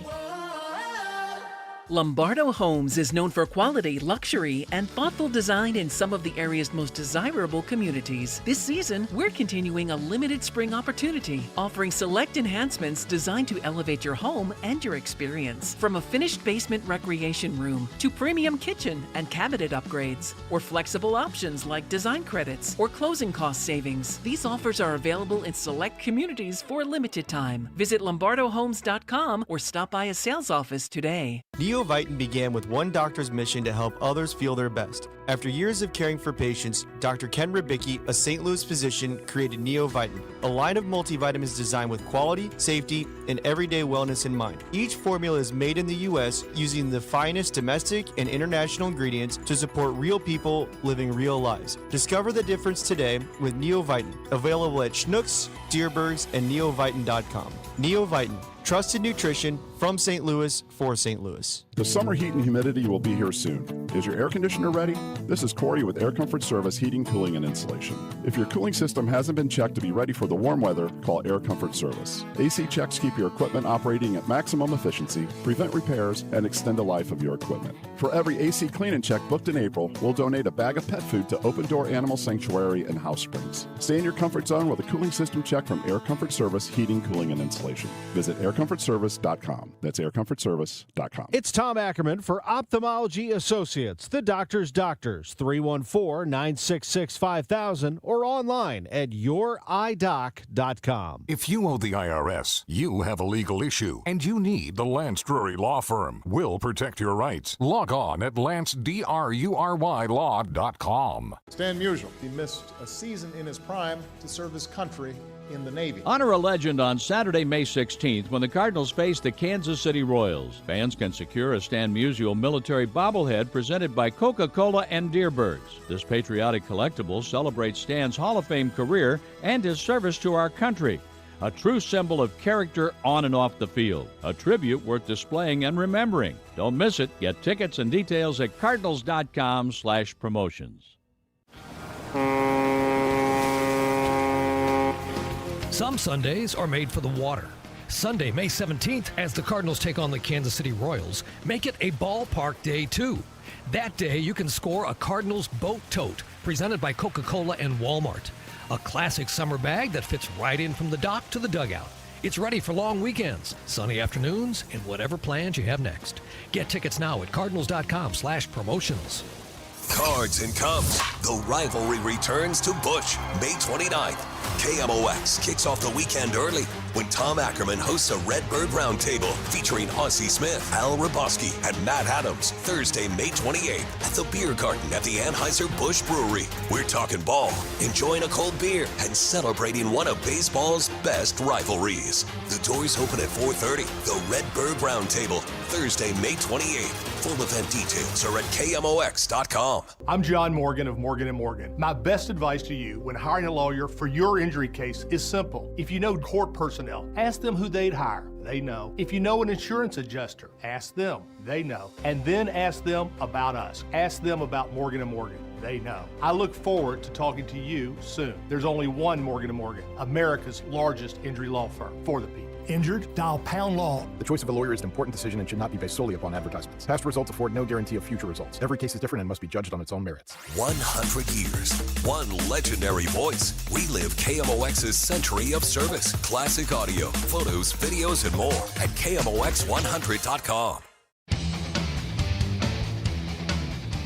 It's a Gray Bar Sports Open Line right here on KMOX. My name is Matt Pauley. So glad to have you with us tonight. We have you for another hour and 20 minutes or so, and then we jump right into Cardinals baseball.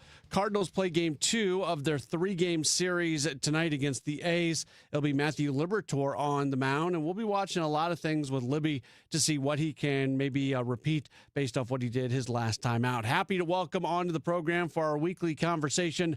You hear them all over here on KMOX, Sports on a Sunday morning, Redbird Rush Hour, Gas House Gang, Dave Glover shown here on Sports Open Line. He also writes a daily column and does a daily deep dive video over with our friends at STL Sports Central. It is Bernie Miklasz. Bernie, always appreciate you spending a few minutes with us here on Wednesday nights. How are you?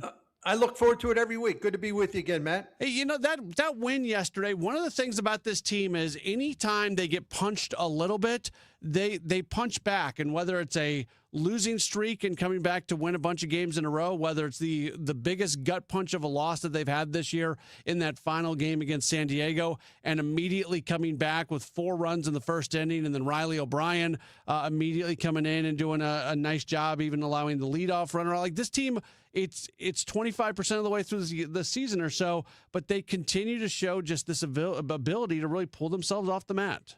Yeah, you know, that win last night with Weatherholt, when it was you know, after Palante struggled and, you know, a 4-run lead became a 1-run lead.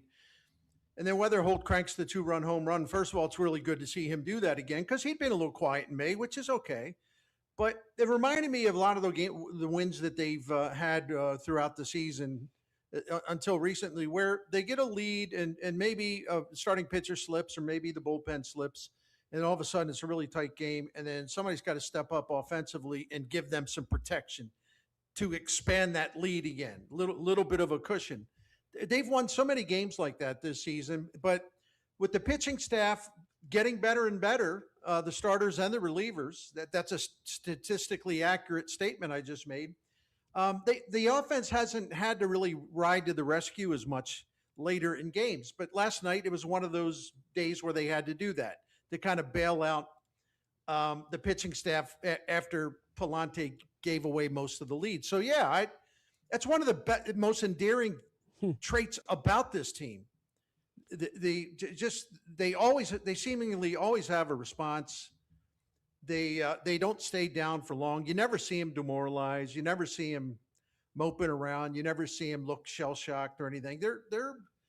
It's a cliche, but they're a really resilient bunch. They are, and it seems like individual performances, and maybe I'm being a prisoner of the moment on this one, and feel free to call me out if I am. I can handle it, but it feels like individual bad performances are not leading to losses as often as in the past. Like George Soriano got hit hard yesterday, and he only gives up the 1 run on 2 hits, but he was hit hard. They still win that game. You know, the team's record in games that Ryan Stanek pitches in is really good. Even when he was carrying a 9 ERA, he actually wasn't causing the team to lose games that often. So, you know, Soriano's going to have days like yesterday where he gets hard. When those are happening in games where the team ends up winning, that's a really good place to be.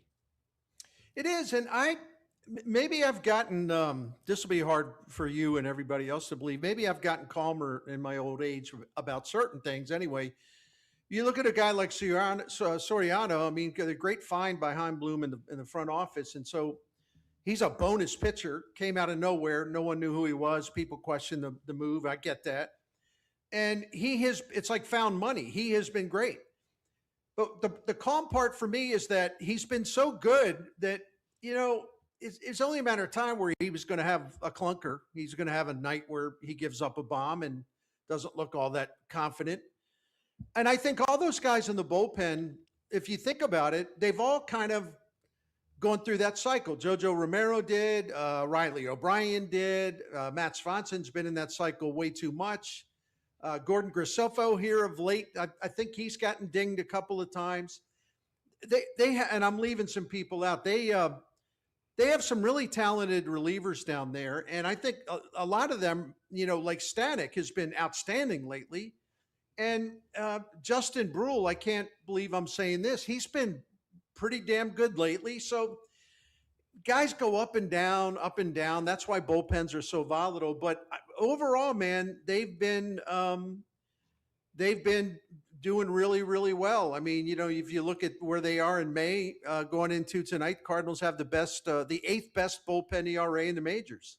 Starting pitchers, third best ERA in the majors. So the pitching has turned a good corner, but yeah, there's going to be some challenges. Justin Brule scoreless against him in his last 3 outings and 5 of his last 6, Bernie. 6 of his last 7, excuse me. Well, maybe we'll stop. Some of us will stop talking about John King now. I don't know. I don't know what to make of Brule, but yeah, I tip the cap that he's been pretty good lately. Static really excites me though, because he's got formidable stuff. And if he can become that seventh or even 8th inning guy reliably, that'd be a really big deal for the Cardinals bullpen. It makes me nervous when you have 3 guys for the final 3 innings. I really think you can have a 9th inning closer. That's fine.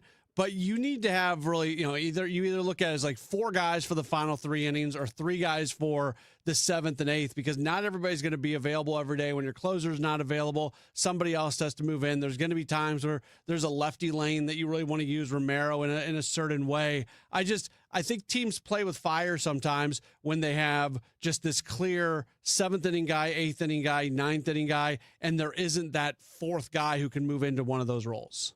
Well, that's right, because there's going to be times where, depending on what's happened the previous couple of days, there'll be times where you can't set it up with your designated 7, 8, and 9 inning reliever. And so you need to have that wild card in the mix that you can put in any one of those innings, 7th or 8th, I'm talking about primarily, or maybe in the 6th, where he may not be your top priority or I should say your top choice, but he can still do a really good job. I think they're still kind of searching for that guy a little bit. And I think now that Soriano's moved up to a more higher leverage role, I think Graceffo has earned a lot more trust. He still has some things to prove, though, because, relatively inexperienced major leaguer.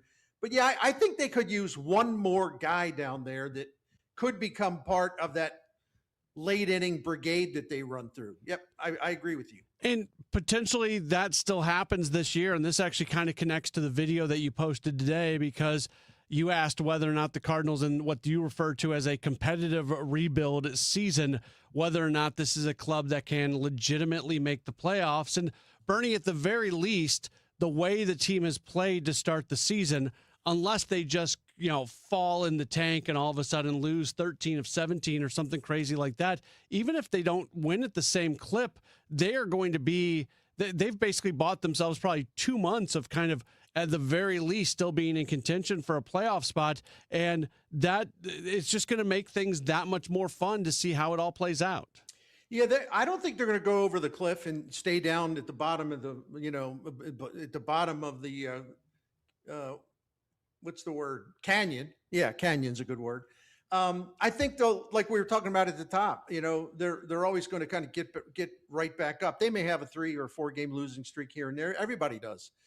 But the reason why I'm even entertaining some thoughts about whether they can make the playoffs is because if you think about what this season was supposed to be, and then you realize, here we are mid-May, and a little more than 25% of the season is in the books. And this team's sitting there with the 6th best record in baseball, tied for 4th best in the National League. And this team, in terms of their 27-14 start,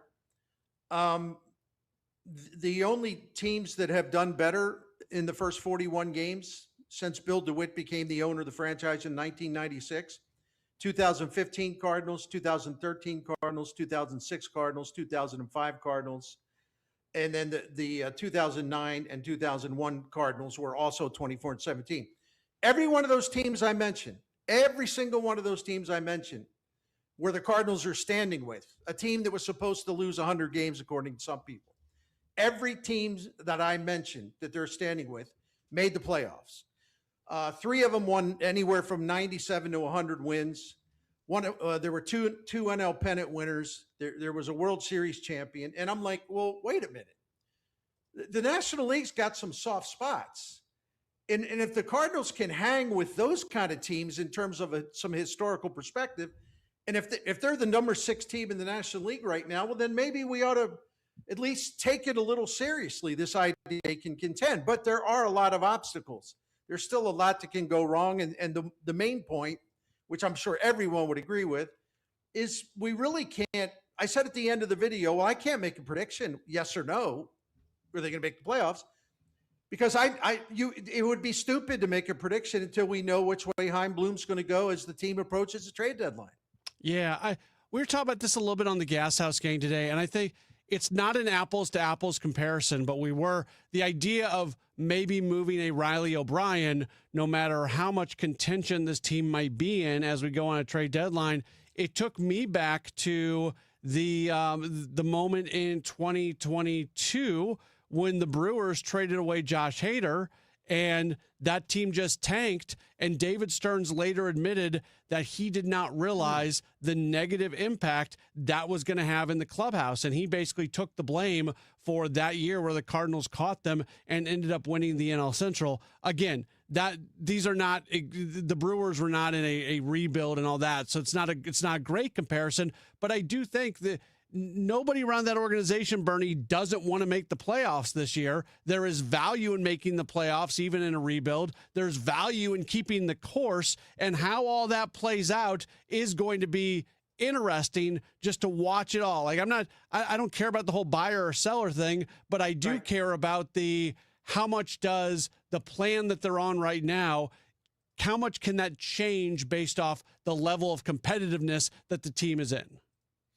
Well, I agree with you because, if you look at one of the most important parts of this team or any team is, in fact, the bullpen. And this bullpen, first 16, 17 games of the season was really, really bad. It's been pretty good since for over the last 25 games. That's exactly the time frame. And it's getting better. They're striking out more. They're doing some good things. But the thing of it is, just imagine. So you keep winning and winning and winning, and you're hanging in the wild card race.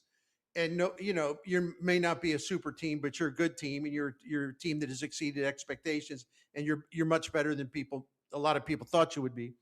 Well, then what happens is because Jojo Romero's going to be a free agent, so we got to move him. Teams need left-handers. Well, Riley O'Brien, boy, he's got 4 years left on his 4 years of contract control. And so many teams, which is true, are desperate for closers. We could get a lot for him. So let's go ahead and do this. So if you've got that bullpen, this whole thing falls apart.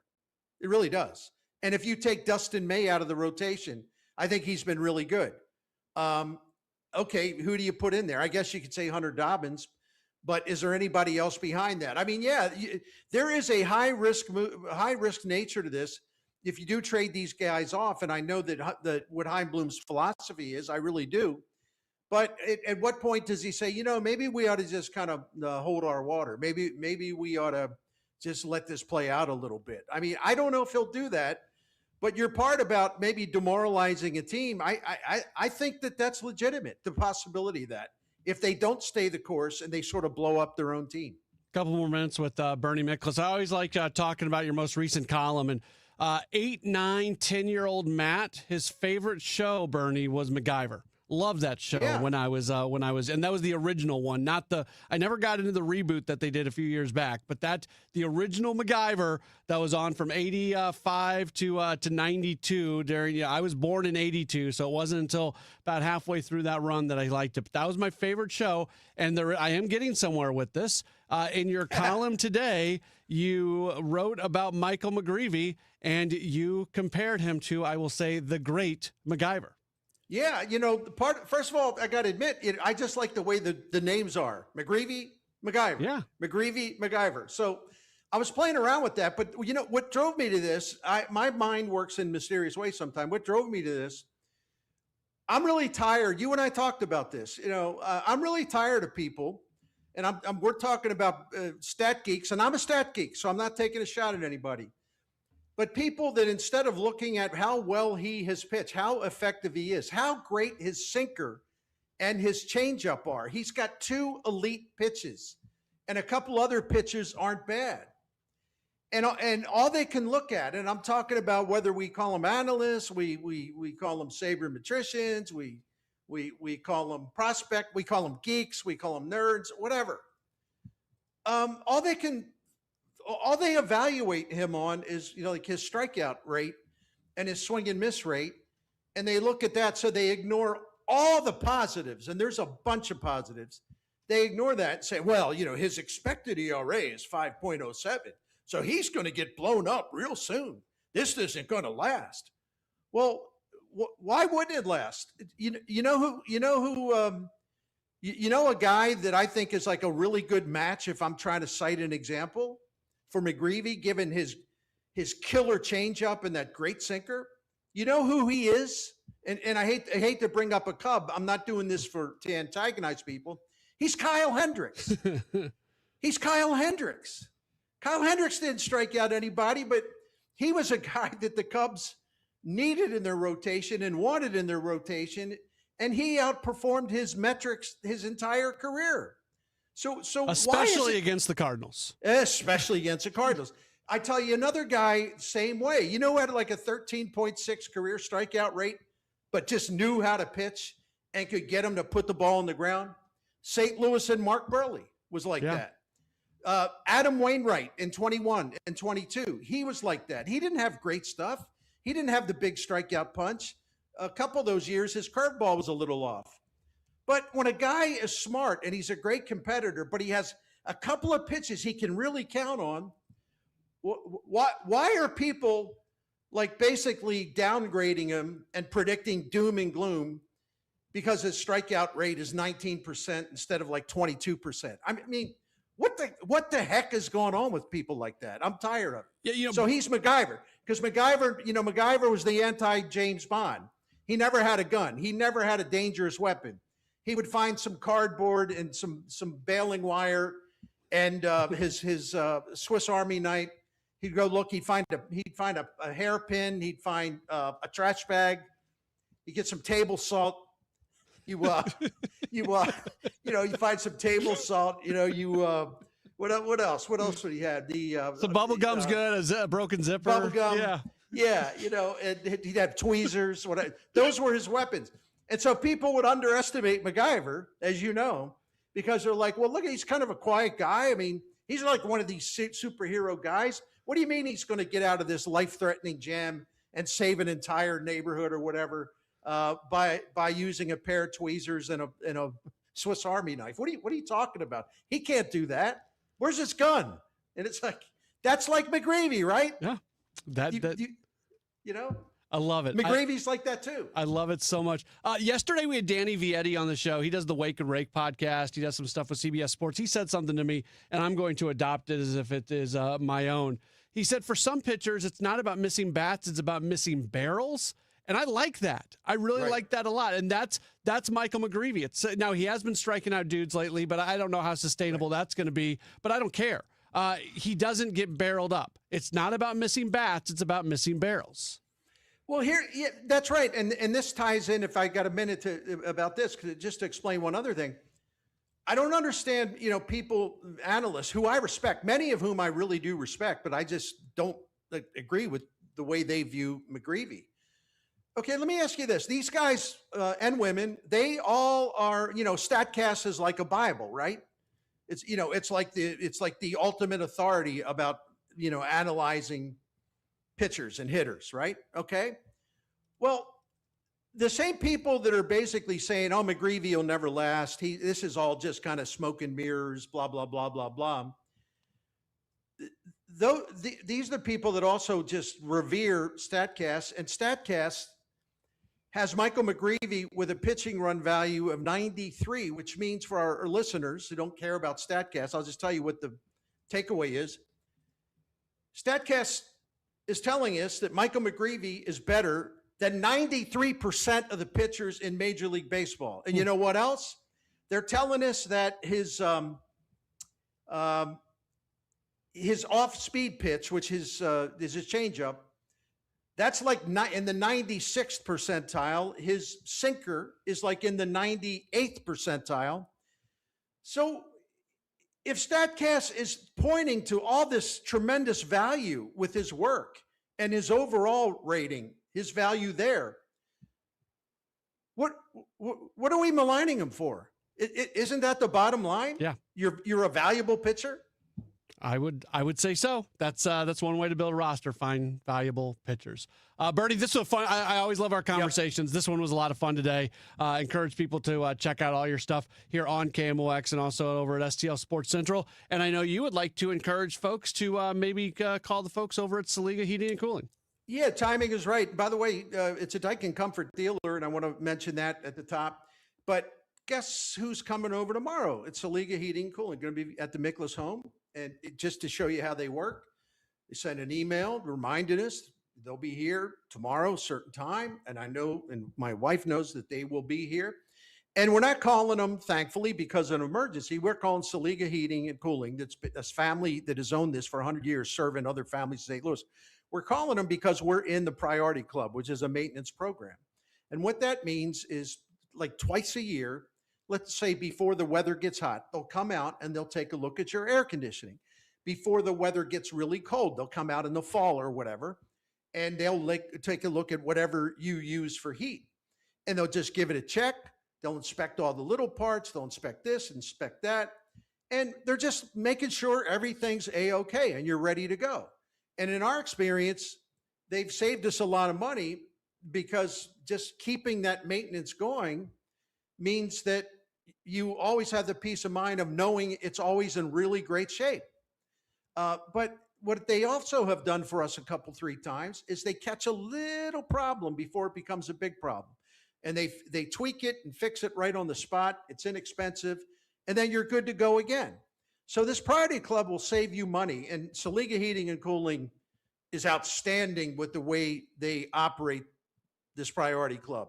So give that a chance. Find out more about Saliga Heating and Cooling just by going to their site, and you'll get the phone number too. SaligaHeatingandCooling.com. Thank you. Bernie Miklas on KMOX is sponsored by Stewart's American Mortgage, home of the Bagel Loan, and by Saliga Heating and Cooling, a Daikin Comfort dealer.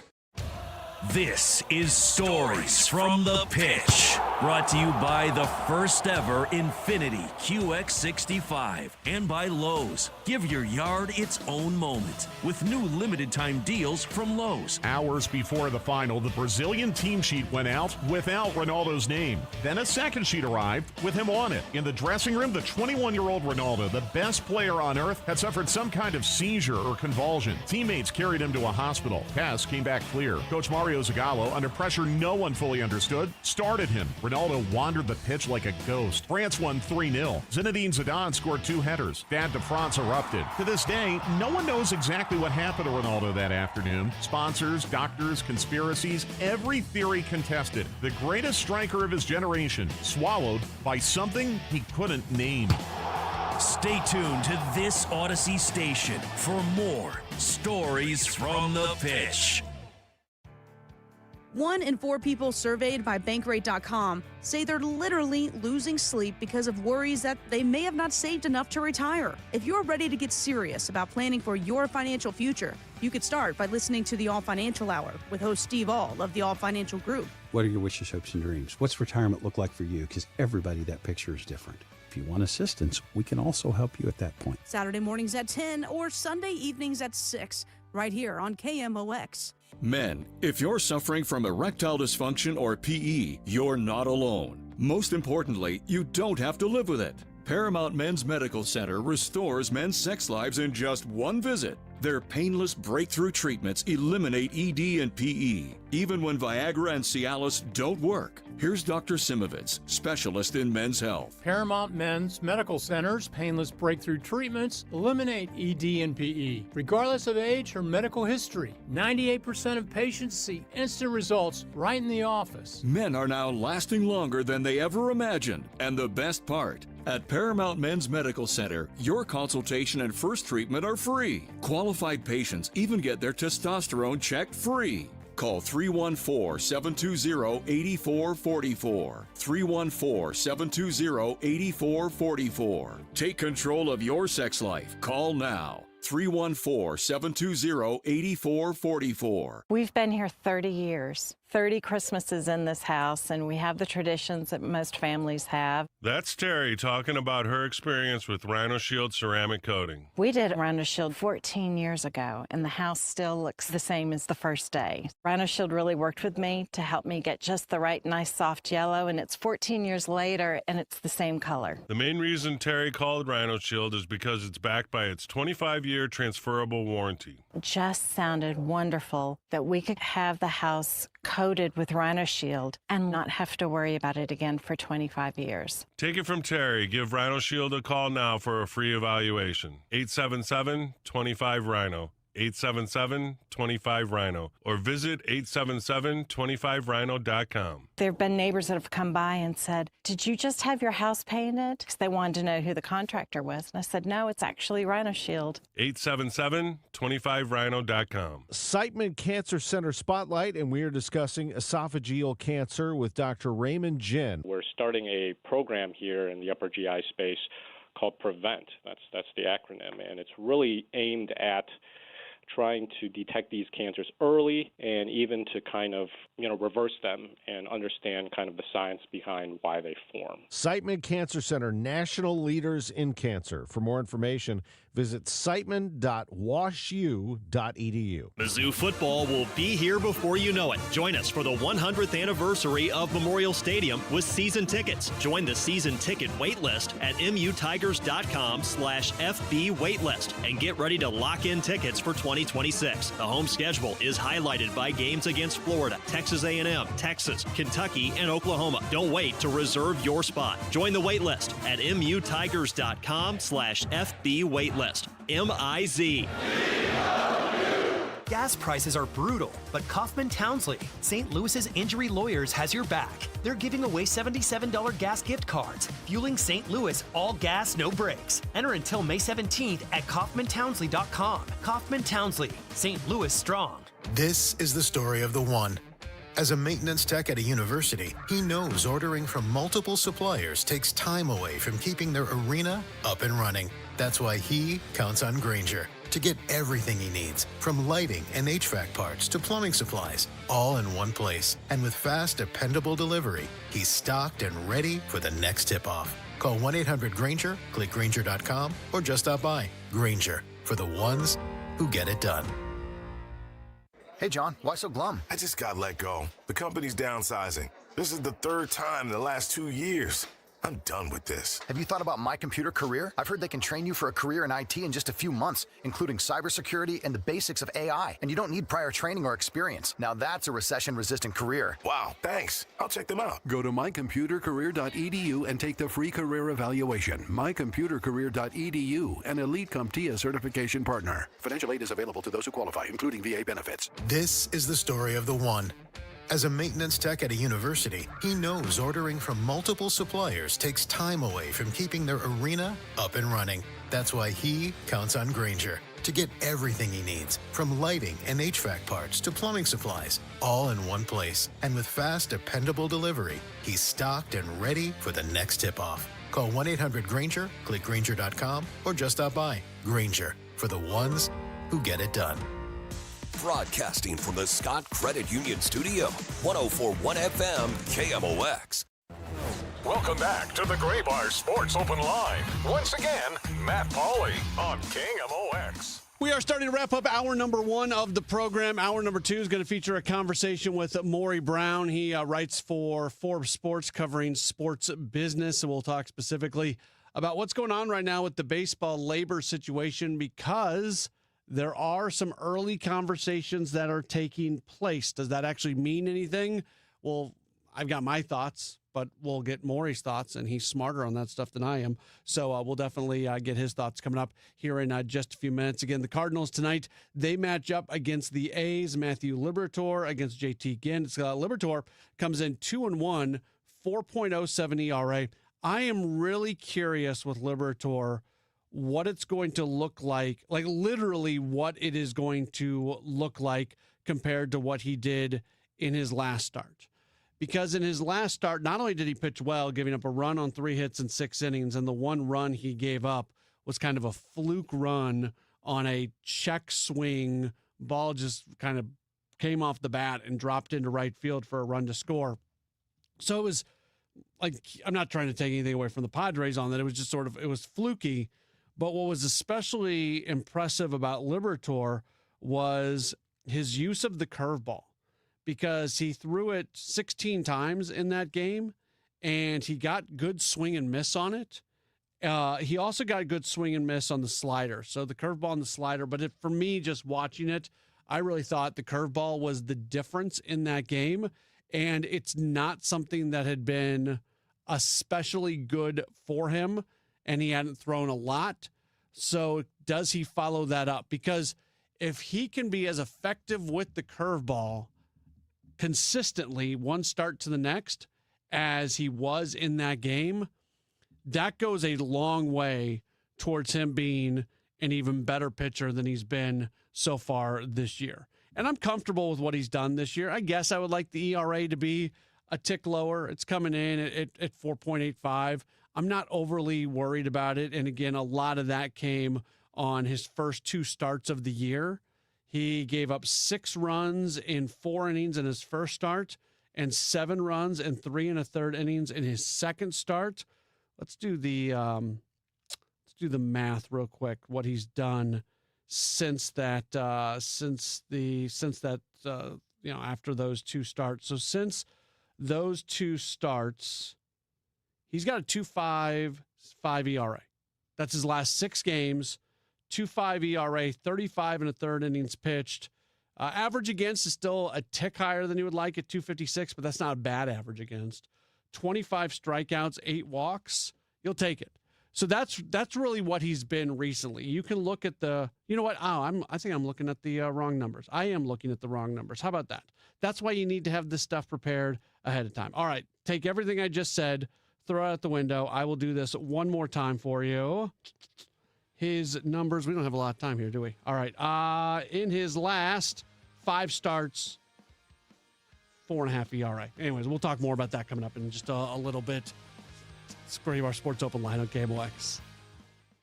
Time now for today's Spotlight on Tech, sponsored by University of Maryland Global Campus. An AI chip maker is preparing for its debut as a publicly traded company. Cerberus Systems announced that it's looking to raise up to $3.5 billion in its IPO, looking to value the 11-year-old company at more than $26 billion. Cerberus recently announced deals with Amazon Web Services and ChatGPT maker OpenAI as it competes against AI heavyweights NVIDIA and AMD. I'm Jason Brooks.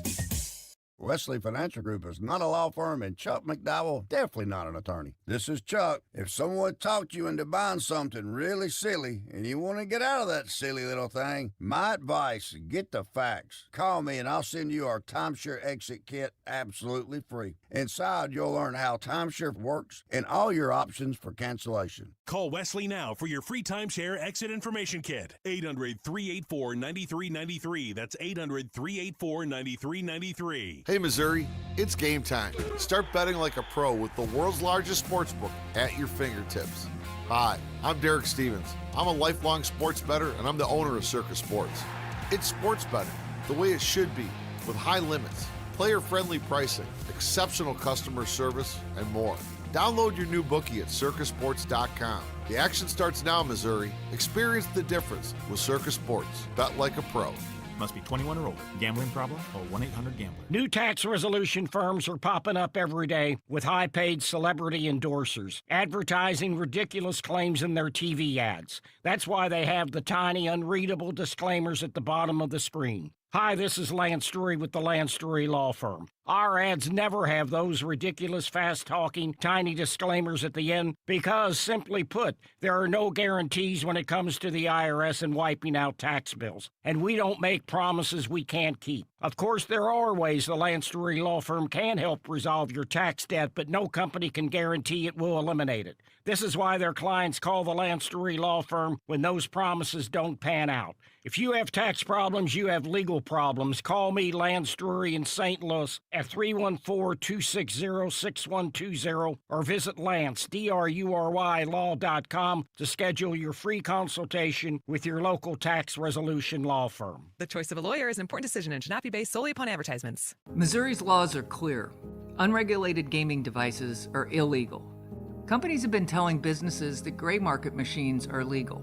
That's wrong. Don't be scammed. If you have these devices at your business, you could be subject to criminal and civil penalties. Unplug and remove these devices today. If you've been approached to host illegal gaming machines, call now 800-523-1434 or visit ago.mo.gov. Sponsored by the Attorney General's Office. The smartest way to do your homework is Hackman Lumber. Thinking about building a new deck? Start with the deck experts at Hackman Lumber, home of one of the largest inventories of decking materials and accessories in Missouri. From treated lumber and cedar to all the leading names in decking, their experts will help you choose the perfect materials for your dream deck. Then finish it off with endless railing options, balusters, and LED deck lighting to bring your backyard to life. Hackman Lumber will not be undersold on in-stock decking materials, guaranteed. Do it yourself? Their team is ready with expert advice. Need help from a pro? They can connect you with trusted local contractors. Also, check out their expanding paint department with custom color matching. And don't forget, follow Hackman Lumber on Facebook, Instagram, and TikTok to catch weekly deal specials and project inspiration all season long. Or visit us at hackmanstl.com. Locations in St. Peters, Troy, and Pacific, Missouri. My brother-in-law died suddenly, and now my sister and her kids have to sell their home. That's why I told my husband we could not put off getting life insurance any longer. An agent offered us a 10-year, $500,000 policy for nearly $50 a month. Then we called SelectQuote. SelectQuote found us identical coverage for only $19 a month, a savings of $369 a year. Whether you need a $500,000 policy or a $5 million policy, SelectQuote could save you more than 50% on term life insurance. For your free quote, call SelectQuote at 1-800-743-8080. That's 1-800-743-8080. Or go to SelectQuote.com. 1-800-743-8080. That's 1-800-743-8080. SelectQuote. We shop. You save. Full details on example policies at selectquote.com/commercials. Celebrating 100 years of informing and entertaining. KMOX AM St. Louis, KMOX FM Hazelwood, the voice of St. Louis. This is CBS News on the Hour, your home for original reporting. I'm Jennifer Kuiper. It's the first day of a two-day summit for President Trump and China's leader Xi Jinping, and major topics include China's support for Iran and its desire to retake Taiwan. President Trump says he'll push more American business deals. CBS's Weijia Zhang is in Beijing. Trump said he will ask Xi to open up China and brought a large entourage of American CEOs with him, including Elon Musk, Jensen Huang of NVIDIA, and Apple's Tim Cook, a group of companies worth more than $16 trillion. Their presence highlights Trump's focus for the trip, new business and trade deals. The remains of a second American soldier who went missing in Morocco have been recovered. CBS's Stacey Lynn. The U.S. military says the soldier was identified as Army Specialist Mariah Simone Collington. She was 19 years old. Last week, crews recovered the remains of First Lieutenant Kendrick Lamont Key Jr. The two soldiers were reported missing May 2nd after participating in an annual multinational military exercise in Morocco. They both fell off a cliff during an off-duty recreational hike. Their remains are now en route to the United States. The Alec Murdaugh murder convictions in the deaths of his wife and son are overturned by the South Carolina Supreme Court, and a new trial is ordered.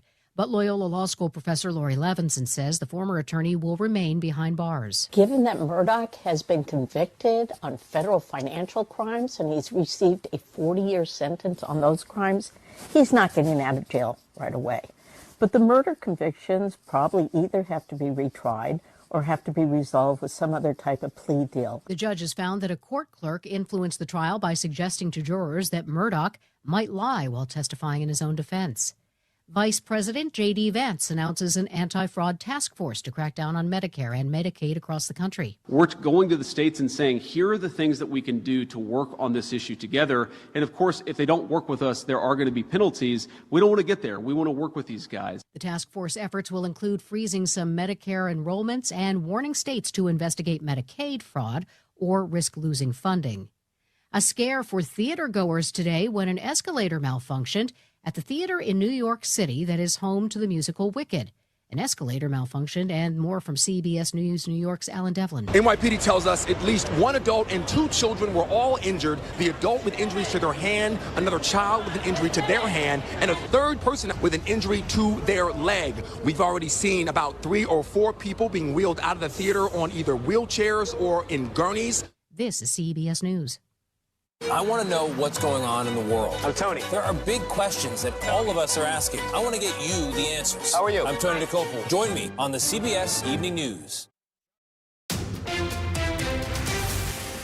At 7:03, we've got sunshine. Right now, 69 degrees downtown at the Arch. 1 year after the massive tornado ripped through North St. Louis, there is still much cleanup work to be done. KMOX Garden Hotline host Michelle Reeser-West says she and volunteers will be in the Kingsway East neighborhood Saturday from 9 to 11. Still a lot of debris that is left over, a lot of vacant lots that still have a lot of storm damage, a lot of brush now that is overgrowing those areas, but really a lot of debris still. So that's what we're going to be working on this weekend. They have a huge dumpster they want to fill. Volunteers can register. Get more information at KMOX.com/events. Exclusively on KMOX, Maria Kina talked with a young woman who was literally sucked out of her car when the tornado hit. And even more disturbing, Maya's mom, Tina Grimes, was in another state, but on the phone with her daughter while it was all happening. So I was saying, Mom, it's taking me. And I was just trying to reach my friends that had her number and just trying to figure out what to do next. Mom, how horrifying for you. So horrifying that even hearing her now say, Mom, it's taking me. Like, I get emotional every time she says that. And Tina says she remembers like it was yesterday how it felt to be 500 miles away from her daughter. Maria Kina, KMOX News. A trial of a Granite City woman accused of murdering her boyfriend is underway. Tara Anderson faces 2 counts of first-degree murder and a pair of firearms charges after allegedly gunning down her then-boyfriend, Philip Armstrong, in 2023. Armstrong was found by Granite City police lying in the roadway dead on the 1400 block of Madison Avenue with a gunshot wound to his chest. A witness told Granite City police Anderson came out of her home and began yelling at Armstrong. After she returned to the home, and the single gunshot was heard ringing out from the home. Investigators found a .45 caliber shell casing on Anderson's porch. A .45 caliber handgun was found in her basement with her fingerprint on the magazine. Sean Malone, KMOX News. The leader of last year's effort to lure an expansion WNBA team to St. Louis says he still thinks Chaifetz Arena would be a great venue. You know, if you look at the history of St. Louis sports, you know, we've had pro basketball here before. It's thrived, and I think if you show up to Chaifetz, especially under this reign of Josh Schertz, you see that there's very, very strong demand for basketball here. And you look at some of the prospects that have come out of some of the high schools here. Look at Jason Tatum, look at Caleb Love, look at Jordan Goodwin. I mean, this is a basketball market for sure. Ross Chaifetz is the owner and general manager of the St. Louis Shock Major League Pickleball. WNBA teams awarded to Cleveland, Detroit, and Philadelphia in early April. Overnight, we've got a clear sky, cool, low 51 degrees. For tomorrow, sunshine, nice, high 76. Tomorrow night, few showers, low 59. And for Friday, few showers and thunder showers. At times, no all-day rain, though, with a high of 86. Right now, sun and 69 downtown at the Arch. I'm Michael Calhoun, KMOX News. Welcome back to the Gray Bar Sports Open Line. Once again, Matt Pauley on KMOX. We are back at it here on KMOX as we take you up until Cardinals baseball tonight. Our coverage begins in about 40 minutes or so. Real quick, we have Maury Brown joining us in just a split second. If you were listening to the last segment, being correct and getting things right is a really important thing for me. Every stat I gave you on Matthew Liberatore was not quite right on. I'm going to revisit the Matthew Liberatore conversation later on this hour, and we'll get all those numbers right. So, I don't know. Whenever I make a mistake, I like presenting that right away to let people know, don't stand by the numbers I gave you. And with that, somebody who does not make mistakes, it is Maury Brown. He does a great job covering sports business, covering baseball for Forbes Sports. You can follow him at various social media channels, including on Twitter, where you'll find him at BizBallMaury, one of my favorite people to be able to talk to. He joins us right now. Maury, always appreciate you spending some time with us. How are you? I'm great, Matt. How about yourself?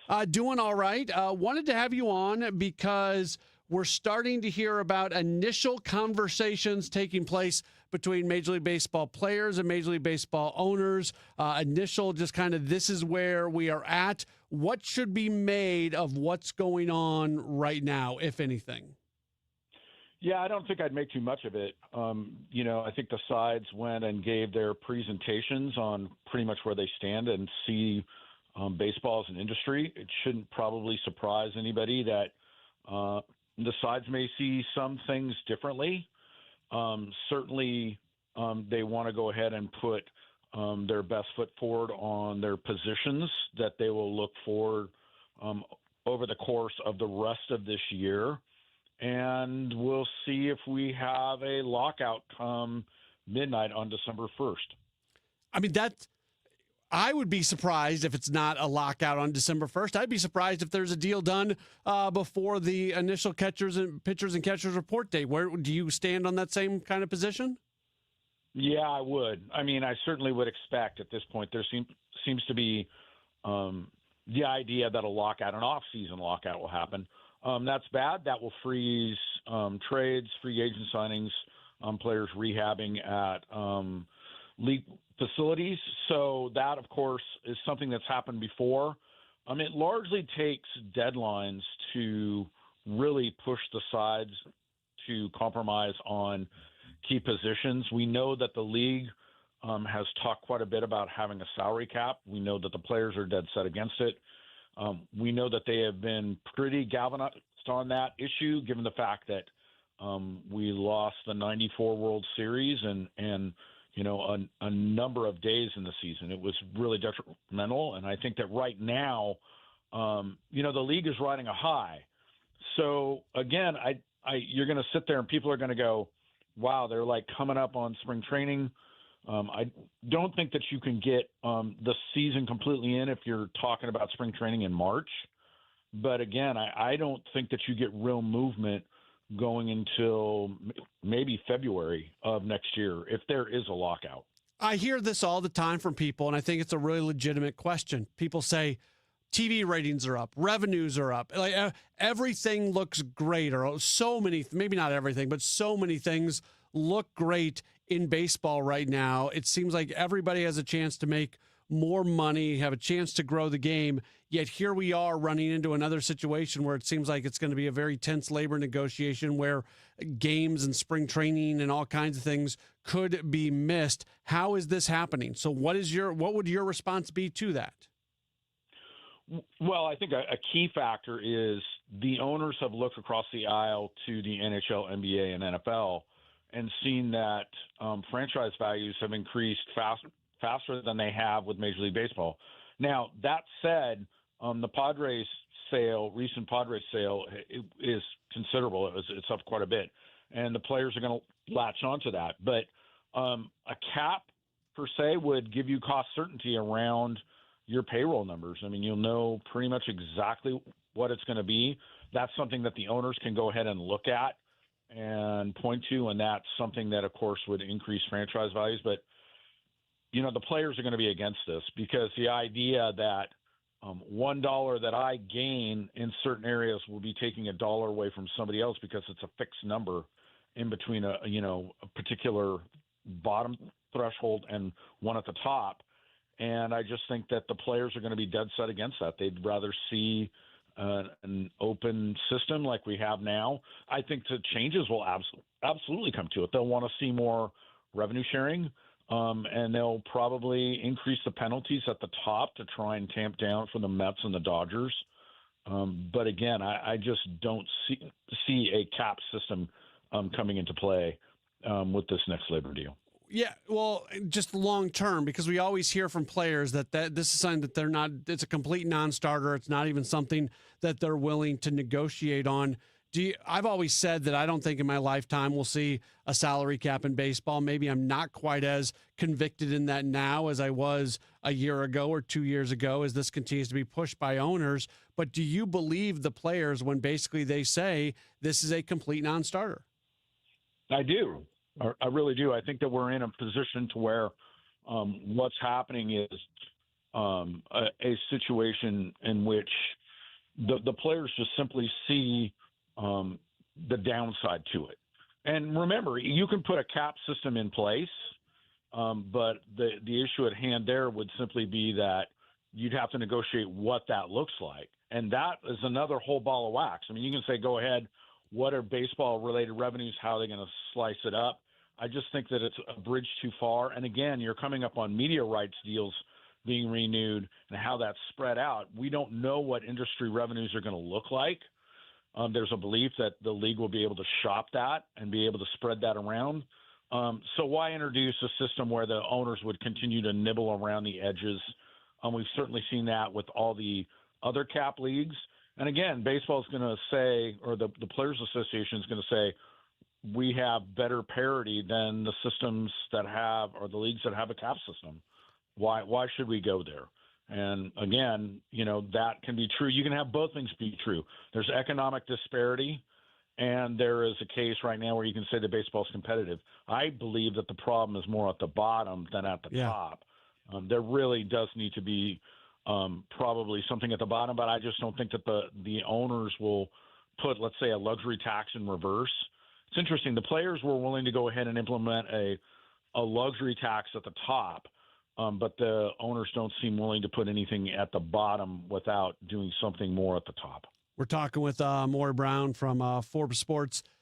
If the media, you mentioned the media deals, and Rob Manfred has really set things up to try to make a big splash on this next go around and have encouraged teams to have their local contracts coming up all at the same time. Like they have gone all in on the idea of this next media rights deal being as big of a financial moment for the league. If you're the league, don't you want to make sure that your product is in the best possible spot going into those negotiations, and coming off missed games or something like that would not put you in that best spot? Yeah, I probably wouldn't, obviously. I guess that, and I can't speak for Rob Manfred and the owners, and collectively, right, their thresholds for what is acceptable and isn't acceptable runs the gamut. I mean, there does seem to be a big push to try and go ahead and get a cap system in place. But, they'll say, okay, the pain that we would go through now, and maybe the hit that we get on TV, with our partners, okay, but we have to think of the long game. If we get a cap system in place, well, it's very hard to come out to remove that. And we would never see that. Once a cap system's in place, it's there. That's it. You're never going to have it go away. And I think that obviously the players understand that.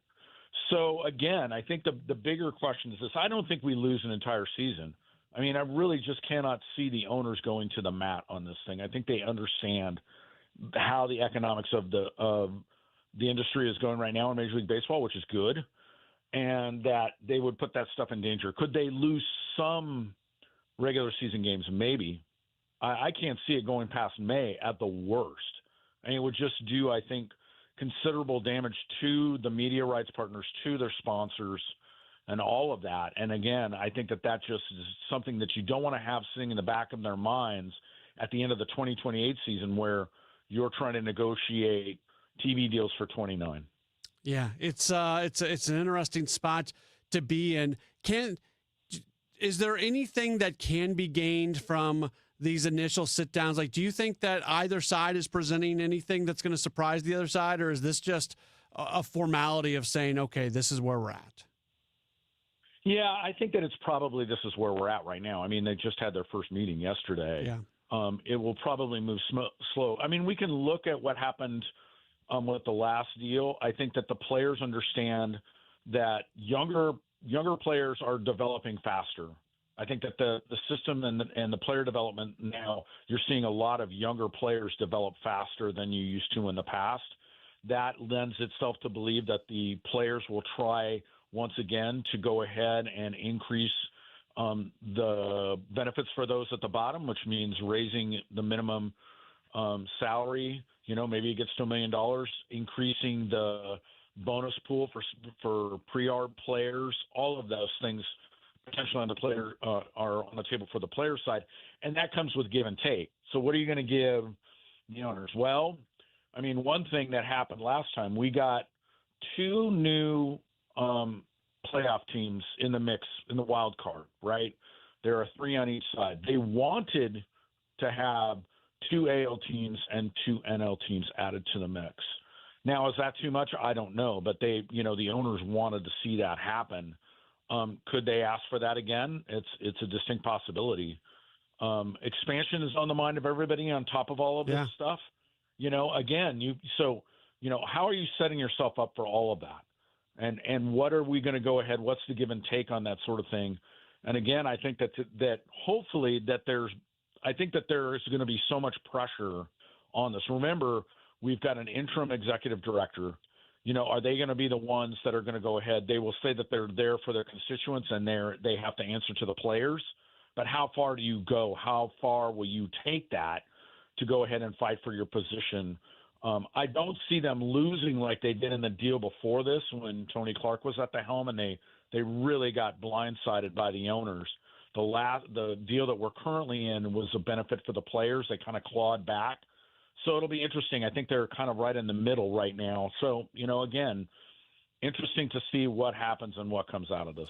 Last thing for you, you're being very gracious with your time. It seems like there's even factions on the two sides. On the owner side, you've got owners like the Dodgers and Mets who go spend tons of money, and then you've got the smaller market owners. On the player side, we saw it on the last time where the subcommittee, the guys who were involved in the negotiation who all had a vote, they voted against the deal that's currently got passed, but then all the rank and file, they ended up voting for it. Is there any reason to believe that even the factions on the two sides will be more united this time around? Yeah, and that's a really great observation about what happened with the players. It was surprising for a lot of us that were watching it go down. Again, could they have held out for more? Of course they could have. It would have come, again, at the threat of losing regular season games, and I think that the rank and file was not in a position to do that or did not want to see that happen. But again, it's very possible that happens. None of the guys that were on that executive committee in 21 are going to be in place now. I think there's one that'll be there. Simeon, I think, is the last guy that's still around at that level. So there's a bunch of new blood there. There's a bunch of new blood on the ownership side as well. So again, you do have factions that build out. Strangely, we've seen Mark Walter of the Dodgers say, we do have to have better parity, which is interesting for him to say because, again, they've been able to outspend. But you have to remember when a guy like that says that, what happens with the cap system? They would be able to spend less. They would profit even more. So you might put in a system in place like that and say, look at how much money the Dodgers are making, in this environment. Let's just think about how much more the Dodgers or the Mets or the Yankees or the Red Sox would make in a position where a cap system is in place. It would really benefit the bottom line of the owners. So it wouldn't surprise me again to see big money clubs say, yeah, we're for a cap. Of course, what they're saying is we're for more profits. Maury Brown is awesome. You should be following him on social media channels, including Twitter, Bizball Maury, BizBallMaury. It's, again, a senior contributor with Forbes. Maury, always appreciate our conversations. Look forward to doing this again down the line.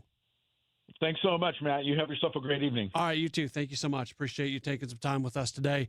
There's your primer of kind of what's going on. So for those of you, I know the headline over the last day or two has been players and owners, sitting down. Like what's really happening? Not much. The two sides basically have their positions that they want to start from. I don't think anybody is being shocked by any of these positions at all. You kind of know where they're at, but now it's been put on paper, and you go from there. All right, we're going to take a break, and when we come back, I'm going to revisit the Matthew Liberatore thing because I don't know what numbers I was looking at a few moments ago, but I got it wrong, and I hate it when I get things wrong, so I got to correct it. So we'll do that coming up in just a moment. Matthew Liberatore is on the mound tonight for the Cardinals, so we'll erase everything that I said earlier and start over on him. We'll do that coming up in just a moment or so as you are locked into a Gray Bar Sports Open Line on KMOX. Carpal tunnel syndrome. Heart failure that doesn't improve with common medicines.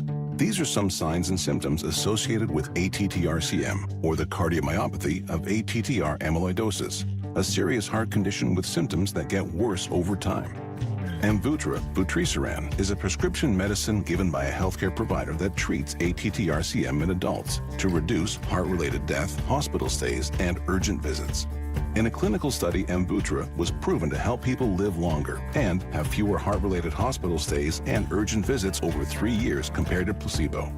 Amvuttra lowers the amount of vitamin A in your blood, which can affect vision. Other side effects include pain in the arms or legs, pain in the joints, and shortness of breath. These are not all the possible side effects of Amvuttra. For prescribing information, call 1-833-256-2748 or learn more at amvuttra.com. Ask your doctor about Amvuttra for ATTR-CM. This is the story of the one. As a procurement manager for a hospital system, she keeps every facility in her network stocked and ready. That's why she counts on Grainger to be her single source for thousands of products, from disinfectants to lighting, air filters, and more. And with fast, dependable delivery, Grainger helps her keep every facility stocked, safe, and running smoothly. Call 1-800-GRAINGER, click Grainger.com, or just stop by. Grainger, for the ones who get it done. Another app for inventory, one for CRM. Oh, don't forget accounting. Wait, which login was that? Or you could use Odoo, one fully integrated system that does it all without the hassle.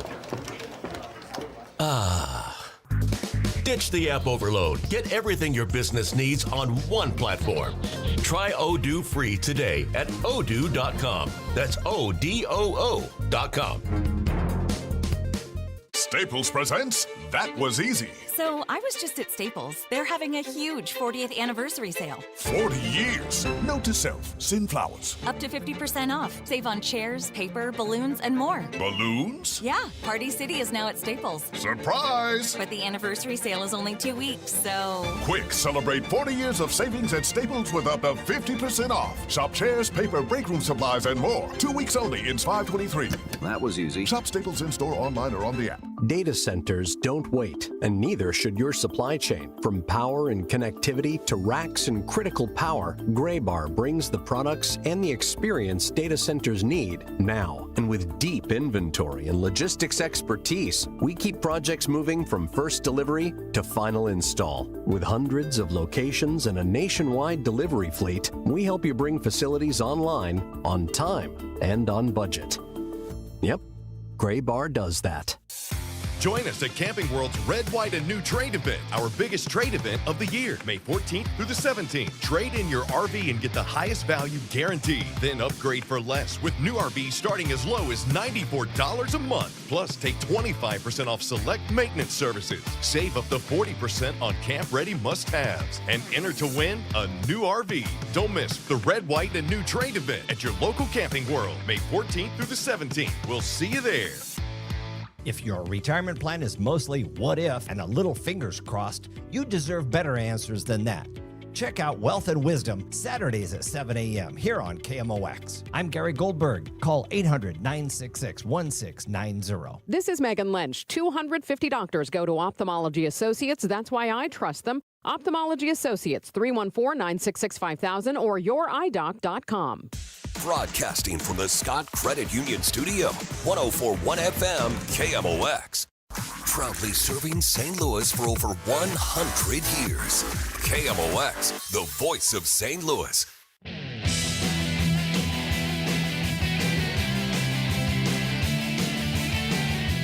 It's Graybar Sports Open Line right here on KMOX. We have you for less than 20 more minutes. We're going to get out of here and get ready for Cardinals baseball. 7:45 for the pregame tonight. It's the Cardinals and the A's from West Sacramento, and we will we'll have it all for you right here on KMOX. All right, let's talk Matthew Liberatore. And I gave you some numbers earlier. Those numbers were not correct. I don't know what I was looking at, but I wasn't looking at the right stuff. So let's do this again. And because I was making the point about his curveball in his most recent outing, and that was against San Diego, and it was really good. He got swing and miss, and it was something that we had not seen much from him earlier in the year.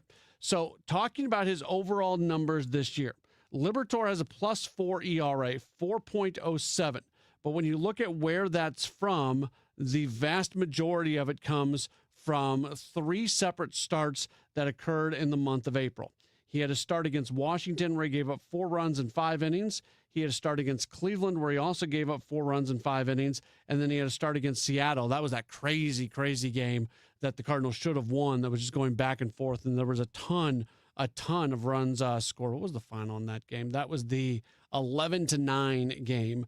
And in that 11-9 game, he gave up 5 runs in 3 1/3 innings. So had a nice start to the year, gave up just 1 run in each of his first 2 starts, then had a mixed April where he had those 3 of his 5 starts, 3 of them were not especially good.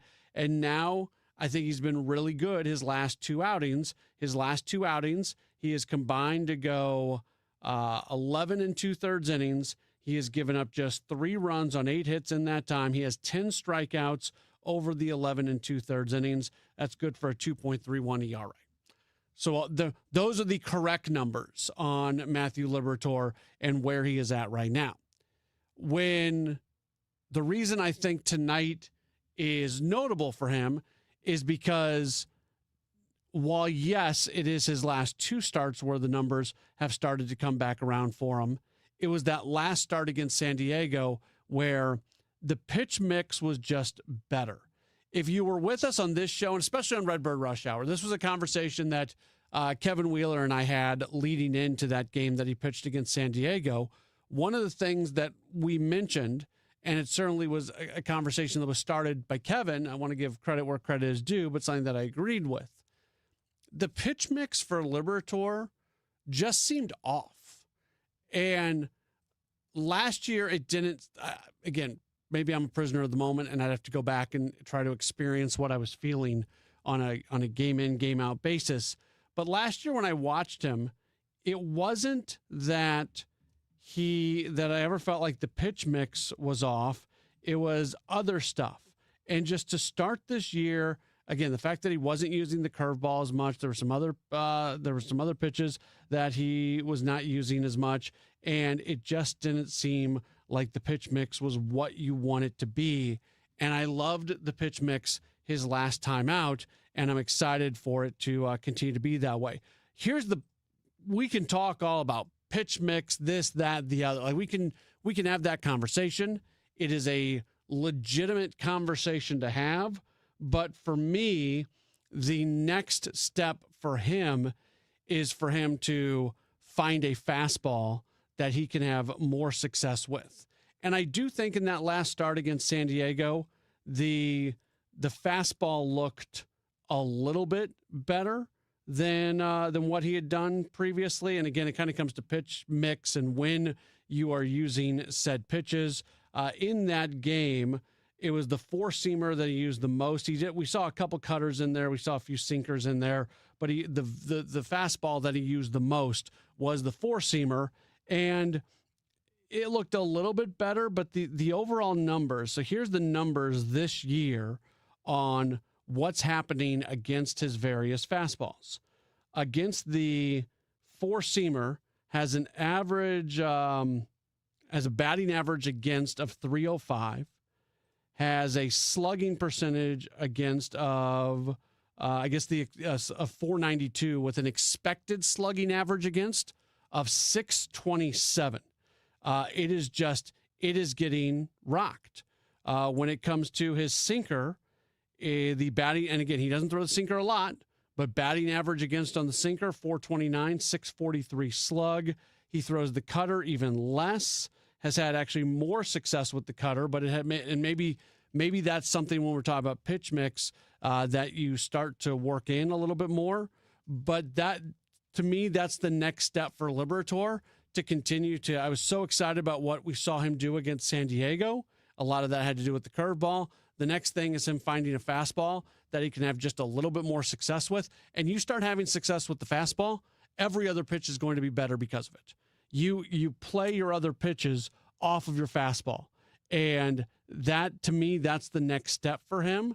Now, last year, it was very much the same. Last year, the 4-seamer damage against batting average wasn't what it is this year, but still a 287 batting average against last year on the 4-seamer and a 379 batting average against last year on the cutter, a 303 batting average against on the sinker. And we, batting average obviously isn't everything, but that's just to show you what was happening against it. The numbers still exist on, slug against and all that. I mean, that's where they were at. So that's what he's got to work on to find that next gear. It felt like there was a little bit of a new gear found his last time out. If he wants to go find another gear, the way to do that is to start having success with the fastball. And I would love to see him do that tonight. But at the same time, you're matched up against an A's team that's a pretty good offensive club. That's a good offensive club. You make mistakes against this A's team, they're going to do something with it. I was pretty happy with the way the Cardinals pitched yesterday. Andre Pallante had the one inning where it got away from him just a bit. That being said, more good than bad for Pallante last night. But Ali even said in the postgame yesterday that it didn't feel like Pallante had his best stuff and he was able to battle through it. So we'll see. Again, I keep saying we'll see what happens. We'll see what happens. Cardinals and A's tonight. We'll take one more break. We will come back. We'll do a quick wrap-up on this edition of a Gray Bar Sports Open Line, and then we will get you set for tonight's game. Cardinals and A's, Matthew Liberatore against JT Ginn. We're back with more in just a moment here on KMOX.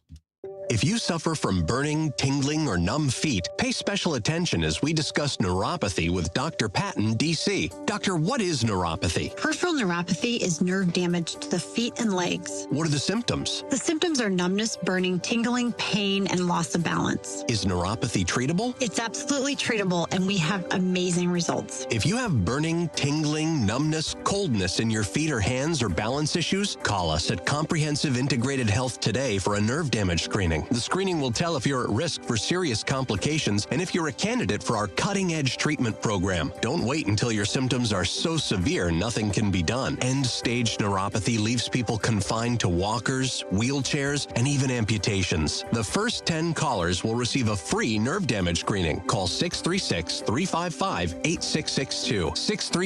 636-355-8662 for your free nerve damage screening. 636-355-8662.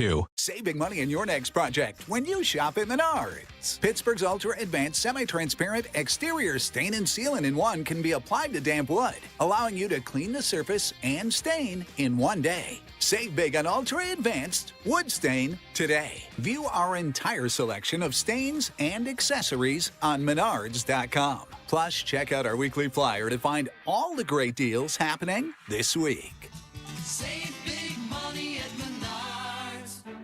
Inflation is squeezing budgets, and global events can shake markets overnight. If you're close to retirement, you don't get unlimited do-overs. So this is not the time for, I hope it works out. That's why Steve All and the team at the All Financial Group are hosting an upcoming educational seminar called Retirement Simplified. You'll learn how rising costs could drain your spending power, how political and economic headlines can impact your returns, dealing with issues like taxes, outliving your money, and long-term care. Retirement Simplified, May 19th and 21st. It's complimentary, but you must qualify to attend. 636-230-8824 or at yourmoneymattersstl.com. Investment advisory products and services made available through Impact Partnership Wealth, LLC, IPW, or registered investment advisor. Neither the firm nor its agents or representatives may give tax or legal advice. Individuals should consult with a qualified professional for guidance before making any purchasing decisions. The All Financial Group is not affiliated with nor endorsed by the U.S. government or any other government agency. Spring and summer air should feel fresh, not full of dust, allergens, and whatever winter left behind in your vents. Your air ducts are the lungs of your home, and if they're dirty, they're breathing it in every day. That's where Zero Res comes in, backed by over thousands of Google reviews and a 4.9 rating. This month, only get a whole system air duct cleaned for just $599. That's cleaner air, better efficiency, and a fresher home guaranteed.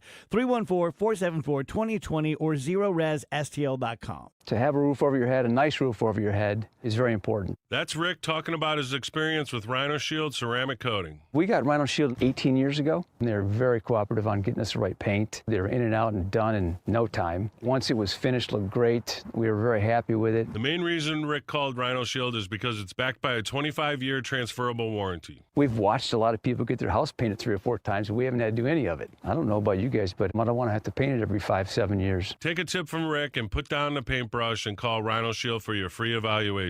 877-25-RHINO. 877-25-RHINO or visit 877-25rhino.com. We got Rhino Shield 18 years ago. Financially makes sense, especially if it's going to last like this did. Still looks great. Call now, 877-25-RHINO or 877-25rhino.com. No pain, don't Rhino. Go Rhino Shield. Never paint your house again. Rhino Shield.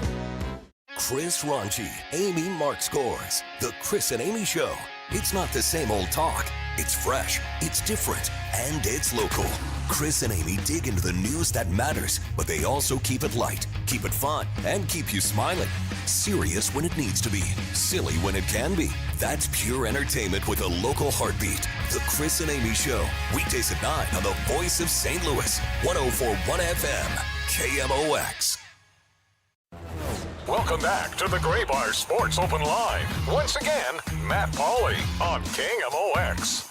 All right, we are starting to wrap up here the program because we got to get out of here for Cardinals baseball. It's the Cardinals and the A's tonight. A fair amount on the line tonight. They can secure themselves of a good road trip, a road trip that you can be really happy with if they do win tonight, because a win tonight, not only does it secure a series win against the A's, it secures a winning road trip as well. You would love to see that. Again, we spent our last segment talking about Matthew Liberatore and what he was being effective with, and we'll see if he can follow that up with another good performance tonight.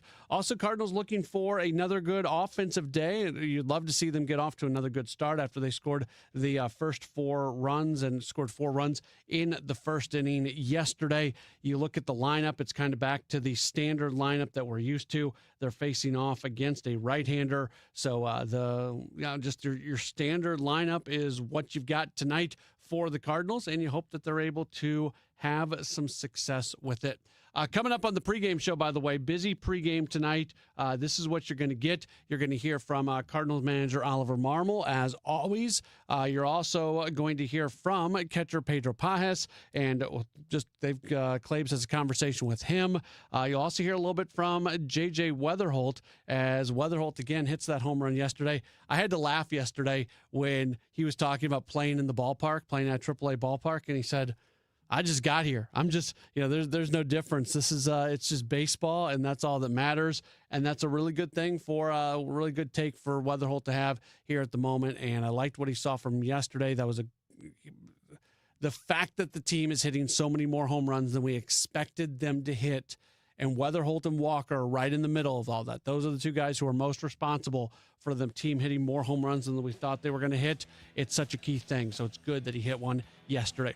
It's the Cardinals. It's the A's. And it is coming up next on your home of the Cardinals, KMOX.